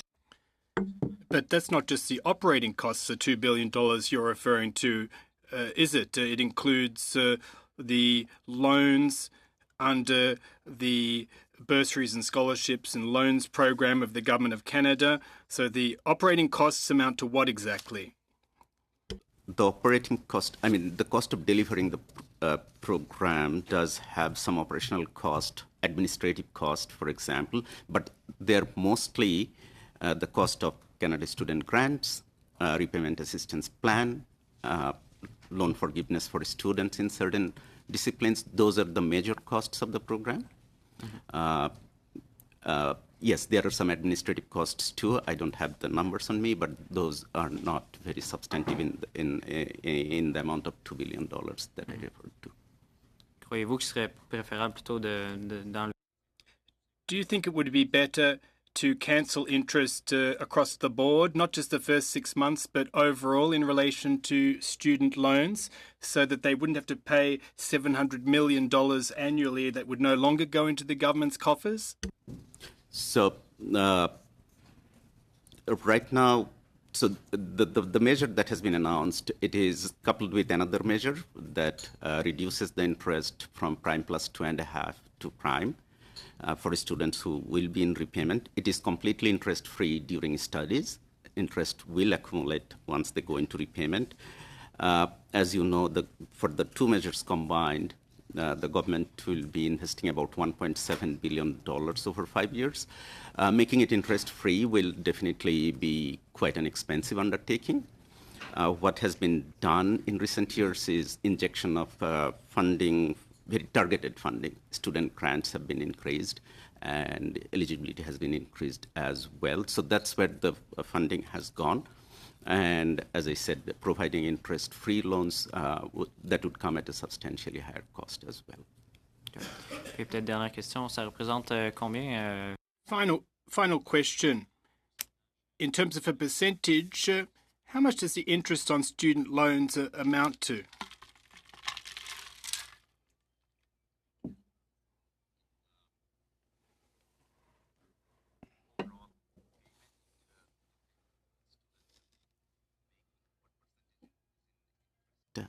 Pourriez-vous répéter la question? Non, c'est le taux d'intérêt finalement. Well, I'm referring to the interest rate. I'm not sure if it is the same for all types of loans, but let's say, for example, the interest rate for student loans is what exactly? There are two kinds of interest rate.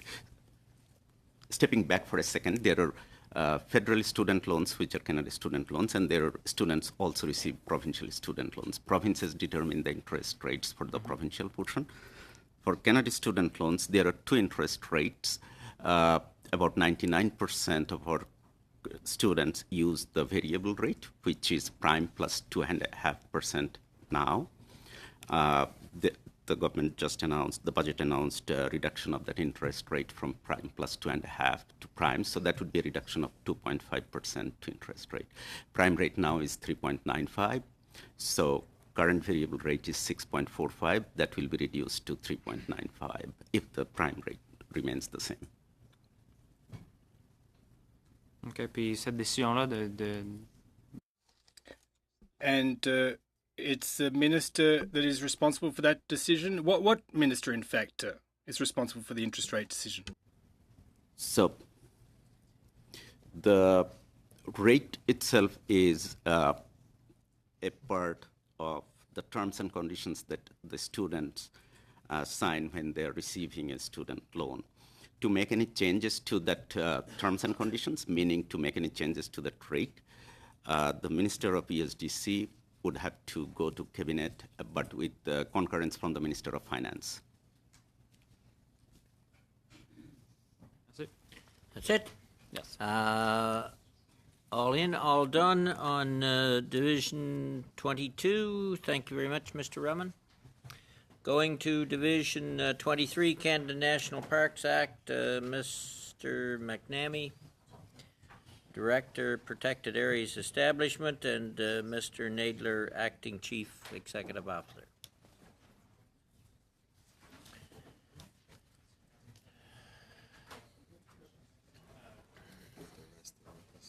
I think that they're going to put the rest of witnesses at the table. Oh, okay, that's looking good. The chairs are getting empty at the back of the room. That's a good sign for us, I'll tell you.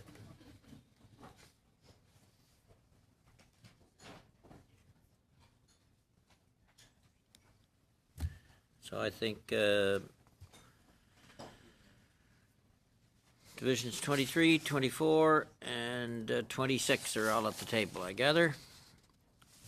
Okay.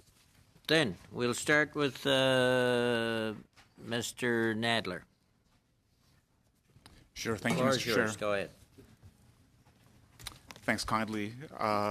Again, my name is Michael Nadler. On an interim basis, I'm the Chief Executive Officer of Parks Canada. I'm joined by Kevin McNamee, who is the Director of Protected Areas Establishment at Parks Canada.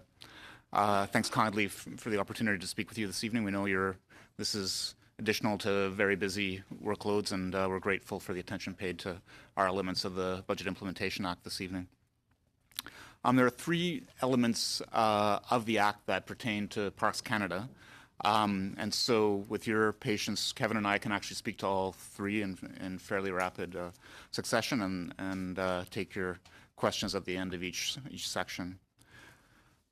Two of these involve amendments to the Canada National Parks Act, and one involves an amendment to the Parks Canada Agency Act. The first change to the Canada National Parks Act will facilitate the establishment of a new national park reserve in the Northwest Territories called Thai Dene Nene. It's located on the east arm of Great Slave Lake. So if you imagine Yellowknife and scribe a line roughly straight east, you'll bump into a community called Litzel Cay, and this area is near that community and on the lake. It's one of the most amazing places in the country, and we encourage you to visit. The amendment relating to that National Park Reserve will describe the boundaries for the National Park Reserve, plus it will provide for the conduct of some activities in the park that support traditional Indigenous and Northern lifestyles. The second change to the Canada National Parks Act will adjust the boundaries of two ski areas in Banff National Park. These are Mount Norquay and Lake Louise ski areas. So these boundary changes reflect guidelines for development and use that were negotiated with each operator and were also subject to public consultation and input and environmental impact assessment.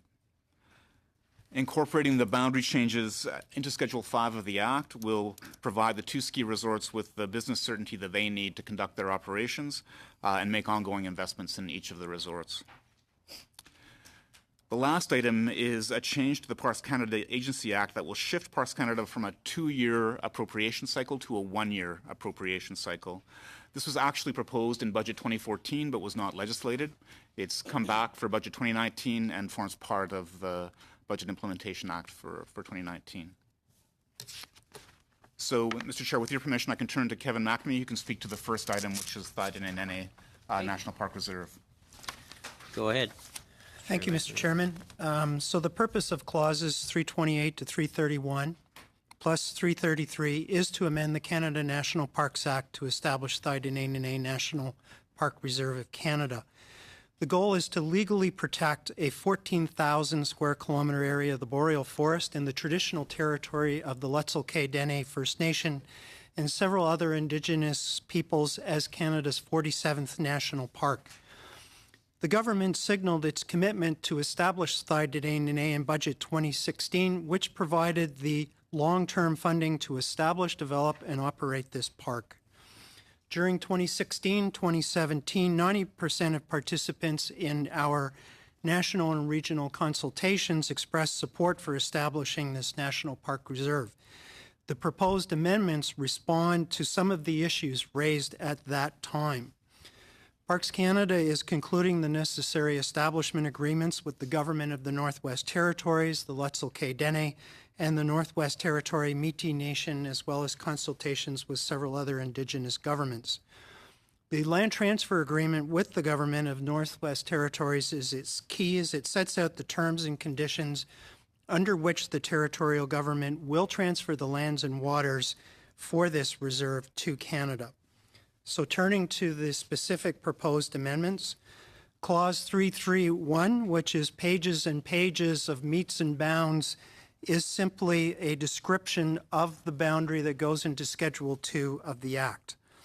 The boundary includes an excellent representation of this natural region, will maintain ecological integrity and provide iconic visitor experience, and includes areas of importance to Indigenous communities. I must also stress that the boundary excludes all identified areas of high and very high mineral potential. Clauses 328 to 330 ensure that non-Indigenous land uses and activities that are typically not permitted in national parks will continue in Thai-Dene-Nene. These activities include berry picking and the gathering of medicinal and healing plants for personal use, the cutting and gathering of wood for campfires and temporary shelters, and subsistence harvesting. It's important to inform the committee also that the amendments ensure the continuation of certain third-party interests, such as a tourist lodge and a recreational property. They provide Parks Canada with the authority to permit activities such as aircraft access, which is a major means of accessing this region, and fuel caches will also be permitted, which is important to users of this regions. These provisions are consistent with the land transfer agreement negotiated between Parks Canada and the territorial government.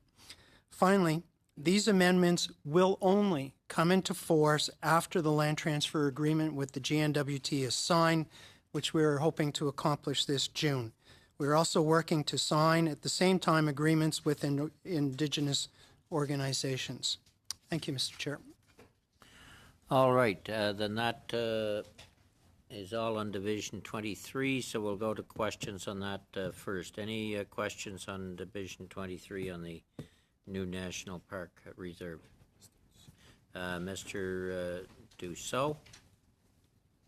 Oui, par rapport aux About the permitted activities, it's not clear to me what is permitted on these lands on an ongoing basis. Of course, ancestral rights must be recognized. I take that for granted that they would be recognized on these lands.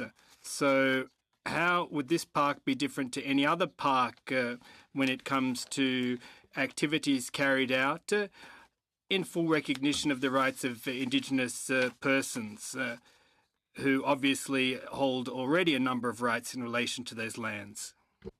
So thank you for the question. You're quite correct in that there is no reason to specify in this legislation that traditional activities undertaken by Indigenous people within the region will continue as a right. That is provided for under Section 35 of the Constitution Act. So there was no reason to provide that.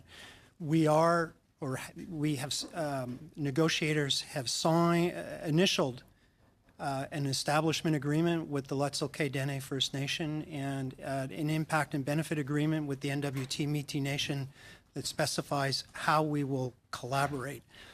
In the case of non-Indigenous activities, the way our act is structured is that in order for some activities that we typically don't allow to continue in a park to continue, in Thai-Dene-Nene, we need to amend the act to allow for those specific activities. So aircraft access, as I mentioned, continuing a number of leases and licenses with leaseholders are provided for. We also have amendments related to continuing use by people to use snowmobiles. That's not an activity typically in a national park, but recognizing the proximity to Yellowknife, the importance of the land to non-Indigenous people who use it, the results of consultations and the negotiations with the government of the Northwest Territory. Some of these activities which are not typically provided for in national parks across Canada are provided for in Thai-Dene-Nene. Okay. Puis le territoire du parc, est-ce qu'il est... And the land mass of the park is solely in the Northwest Territories, or is it spill over into another province or territory? Seulement cette parc national. Just this national park is located solely in the Northwest Territories.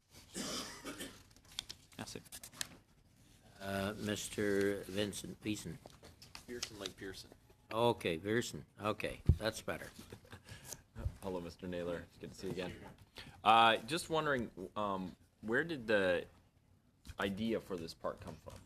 Like, whose impetus was this for there to be a development of a new park? Was it the federal government saying, look, there's a nice spot right here, we could put a park, or is it Is it asked for by the government of the Northwest Territories, or was it a group of people from the Northwest Territories that were asked for this? Where did they come from? This park proposal actually has a 50-year history. So it goes back to 1969 when the proposal was put to the chief of the community of Letzel Cay, then called Snowdrift. But he was told at the time he could not continue Indigenous activities within the park. Couldn't hunt, couldn't trap, couldn't fish. So the chief took it back to his people and they said, we're not interested. Nevertheless, there was a decision to protect about 7,000 square kilometers from future allocation.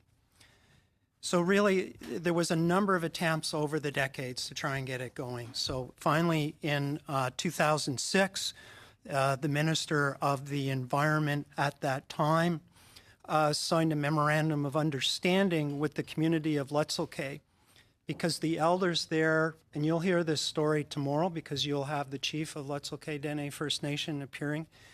The community decided that they wanted to pursue a national park reserve because they were concerned about the amount of mineral staking going on in the area. So they wanted to enter into a collaborative relationship.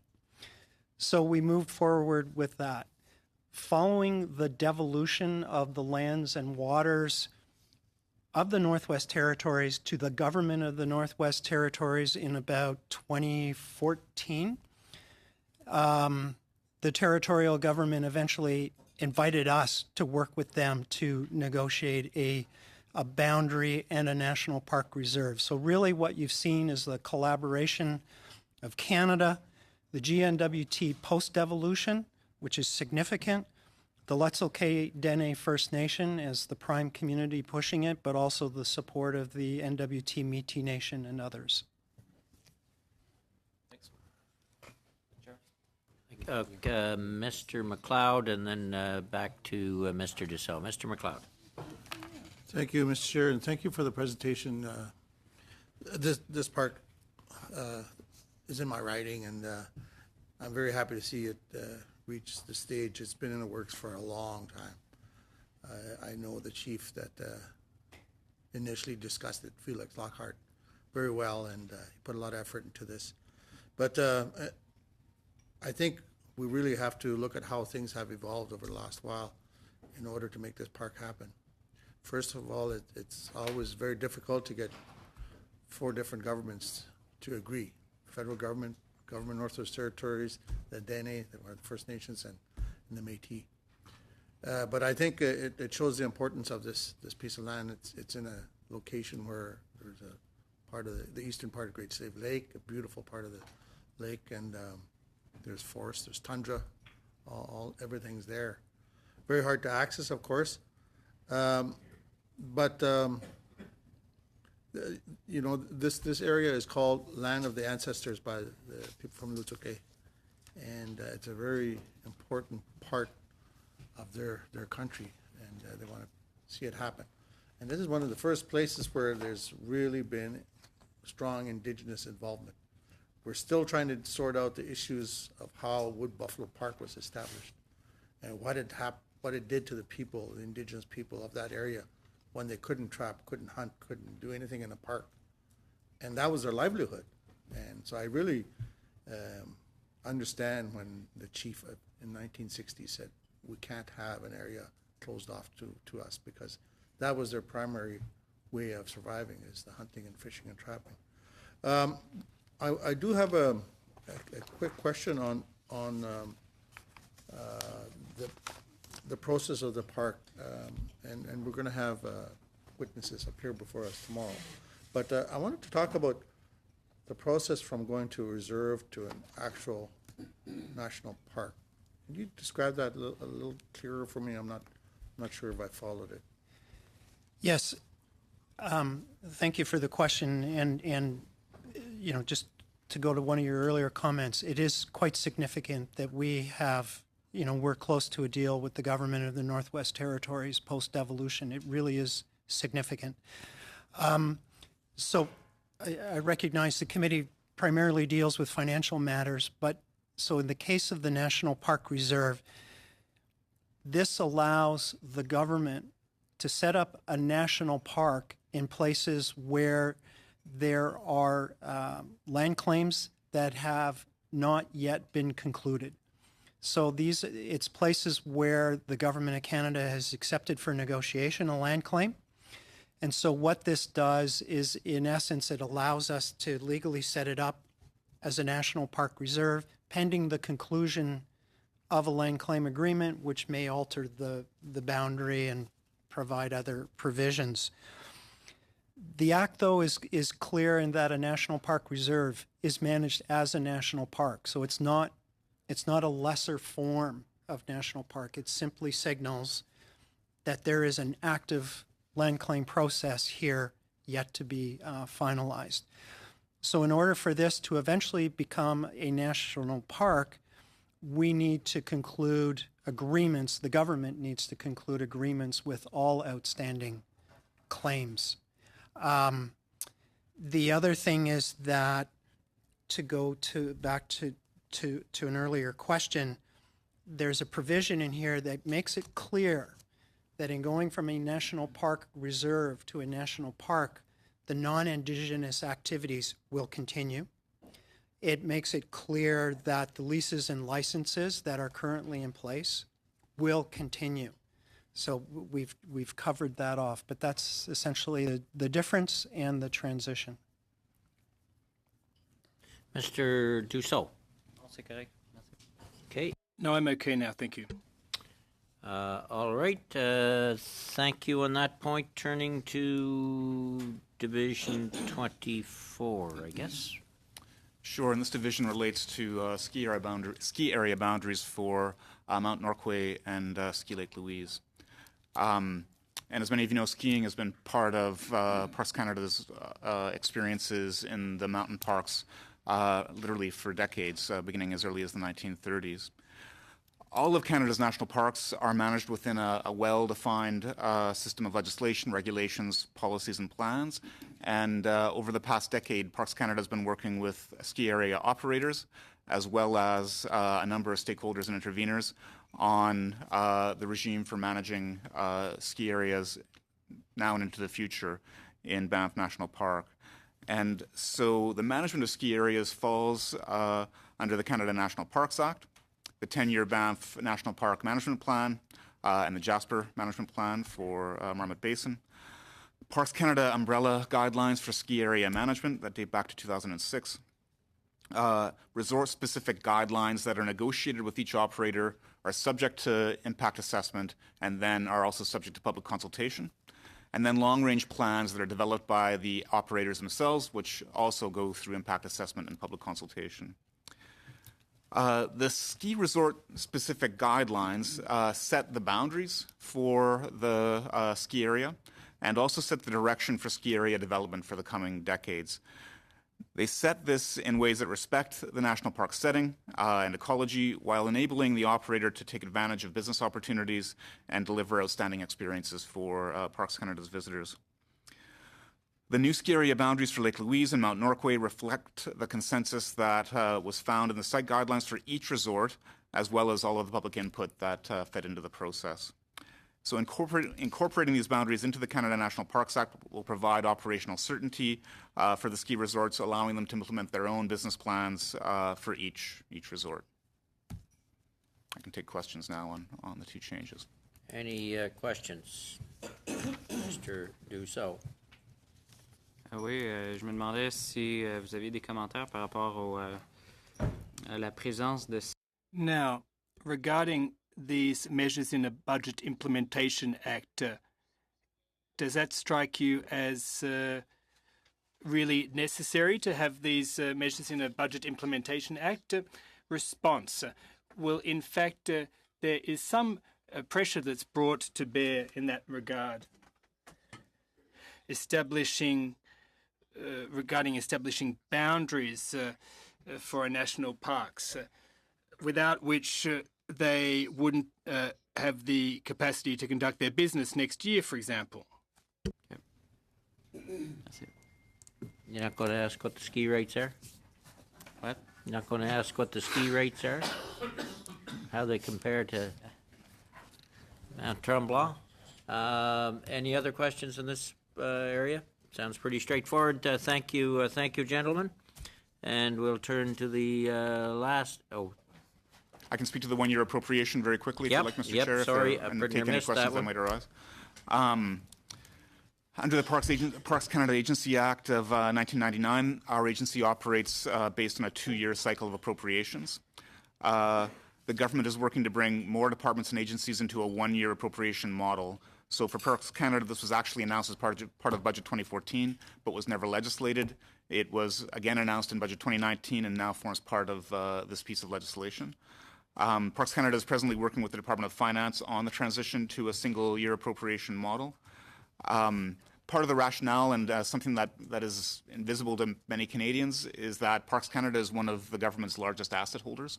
And as the government moves large departments like PSPC and National Defence into an accrual-based model for managing assets, we too will move in that direction, and this helps to facilitate that transition.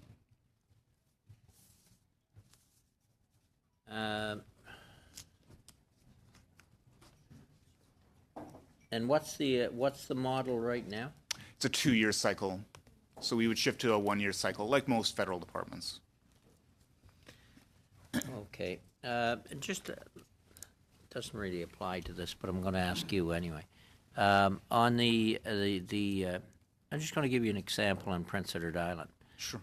We have the Prince Edward Island National Park there. The land's leased out to farmers. Okay. Which is a good thing. But a farmer died this year, so that land has to be released out. Parks Canada tells me the tender process is so long they can't get it done for spring cropping. So what we're going to have on that farm is weeds growing this summer. That's going to be lovely for tourists to see. So what kind of tender process do you have to follow in Parks Canada if you're going to tender something out that's on Parks land? So there's no successor to the person who passed away No. in this instance? Can I look into it? You can look into it and get back to me, because to me Yeah. it's a simple matter. Even just lease it out for 1 year to someone, rather than let it sit idle and grow up in weeds. Do you know what location? Like what? Yep, it's the Stevenson farm. Okay. We can come back to you on that, for sure. You don't need to get back to the committee. You can get back to me. Sure. We can do both. And if the committee's interested, you can get back to the committee. Absolutely. Okay. Is there anything else for Parks Canada? Thank you very much, Mr. McNamee and Mr. Nadler. Okay. Turning to Division 26. Thank you. Prompt payment for construction work. Mr. Kilpatrick, Director General, Mr. Gardner, Senior Director, and Mr. Mazaris, Senior Counsel. Thanks very much, Mr. Chair, and committee members for hearing us this evening. So I'm the Director General lead on this particular initiative, working with Public Services and Procurement Canada. Chris Mazaros is part of our legal team, who's been integral in the development of the initiative. And Sean has been very, very active in the actual development of the legislation as an instructing officer. It's a new measure called the Federal Prompt Payment for Construction Work Act. And how did we get here today? I'll give you a little bit of context. At the 50th annual general meeting that we have with the Canadian Construction Association and the federal government, the issue of timeliness of payment came up as a topic of conversation. This was in April 2016. At that meeting, the Canadian Construction Association indicated that in 2015 alone, there was $285 billion of all construction contracts nationally. There was almost $46 billion in delayed payments. So that's over 16% of the total construction value nationally.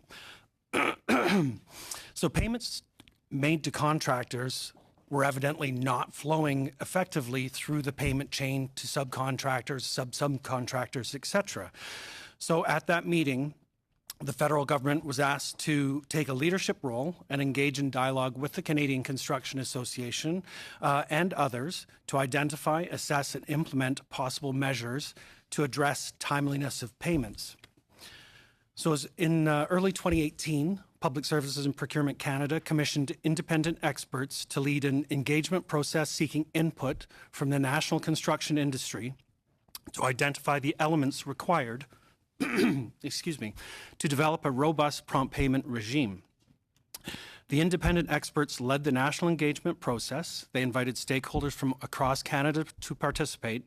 There was over 55 engagement sessions, and they met with over 500 people, and a recommendations report was submitted to government in June of 2018.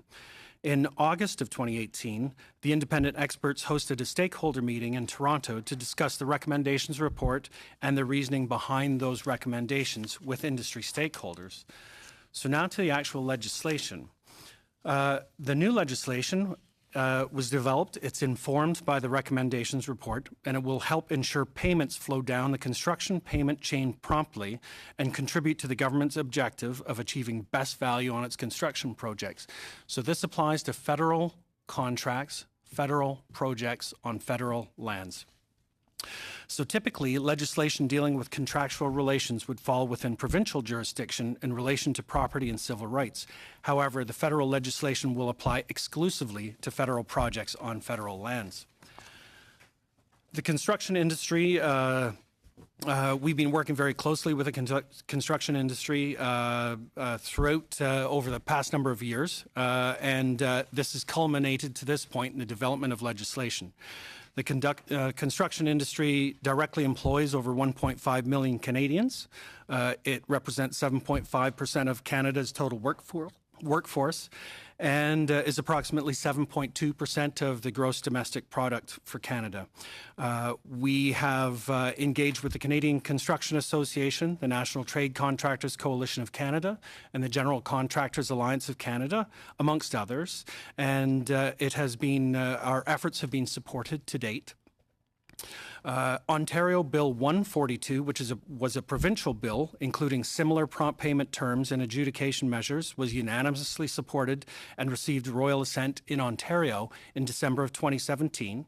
And we are planning on conducting additional industry engagement sessions, which will occur during the development of regulations that will go along with these with this piece of legislation. So that's where we are now. If I'd be more than happy to take questions. Okay, 46 billion in delayed payments seems fairly substantial. Any, Mr. Sabara? Thank you, Mr. Chair. Just a couple, first two comments or three comments. I do need to applaud one of my colleagues who worked on this for a very, very long time, the Honourable Judy Sgro. Has been a big advocate for prompt payment legislation at the federal level for a very long time. And I do wish to thank the Minister, Honourable Minister Caltroff, and the Parliamentary Secretary, McKinnon. So far, they attended a number of the meetings, and it was something that impacts many of my stakeholders in the area I represented, a lot of GCs and subcontractors in that area. So I'm glad to see this, glad to see this legislation in the BIA. Quick question, what percentage of construction contracts are awarded at the provincial level in the total bucket in Canada?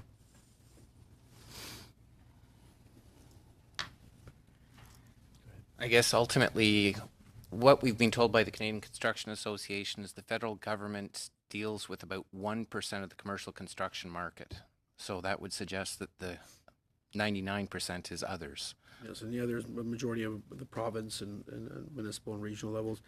But I would argue that the federal leadership role on files is very important, and this is somewhat following the provinces, but also demonstrating leadership for provinces that haven't signed on yet. If I could add to that, I do agree that so Ontario is the only jurisdiction in Canada at this point in time that has legislation related to prompt payment. Nova Scotia is actually moving forward and are introducing legislation as well, which is very, very high level. The construction industry, the national construction entities that we have been engaged with, have really been looking to us to demonstrate federal leadership, to develop prompt payment timelines and look at a dispute resolution process through adjudication, which can be closely followed by provinces and territories when they determine that they are prepared to move forward with similar types of legislation. During the national engagement process, it was made very clear, there was a theme that came out saying that the construction industry would like to see alignment between different jurisdictions. And what we have done is working with the construction industry and looking at what was done so far in Ontario through legislation, also in Quebec with the recent pilot projects. We've looked at those, incorporated certain aspects of those into our legislation so that we are hoping to get as much alignment as possible to make it easier for the industry to understand prompt payment rules, terms, and dispute resolution process. Thank you. J'essaie de voir. I'm trying to get a handle on the balance that we are at least trying to strike in terms of timeliness of payments, but also that the work undertaken be of an adequate nature and meet the conditions set out when the contract was awarded in the first place. So what mechanisms have been put in place to ensure that projects are brought to fruition, completed appropriately? There are many large or even mega projects, for example, Champlain Bridge, where the project was not completed on time, and there were cost overruns. The costs slated were not, in fact, adhered to. So what kind of mechanisms have been envisaged to ensure that taxpayers are respected? Because at the end of the day, the buck stops with them, and they hope to have these projects completed in a timely fashion. Most of the protections are not really found in the Act per se. This is mostly prompt payment legislation. The protections you're looking for and seeking for the members of the public are mostly found in contract, and therefore we need to have very robust contractual clauses that we implement in the situation of the new bridge on the St. Lawrence to ensure that the completion is done properly and that it's good value for citizens. So if I could add as well. So what happens currently in the industry is that organizations will increase their rates, knowing that they are not going to get paid promptly by the contractor above them or the contractor above them. So there is a financing cost. And what the legislation does is it very clearly outlines when work is done for the government has 28 days to make a payment to a prime contractor. That prime contractor then has 7 days, or a cumulative total of 35 days from when that invoice was provided to the federal government. So it's very clear that payments will be made during within a certain timeline, and that will hopefully ensure that companies down the payment chain will not have to add additional financing costs into their bids for the government, so that the costs should go down for the delivery of our federal projects. Okay. No further questions, then thank you very much for your presentation. That concludes, I think, officials. We do have a small piece of business. There's a sheet handed out. We do need a budget for the subject matter of Bill C-97, and the amount requested is $53,900. Does somebody want to move that? Moved by Mr. Sabaro. Any discussion? All those in favor? Opposed? Carried. And we will see everyone tomorrow at 11 o'clock, I guess, for witnesses. Thank you very much. Meeting adjourned.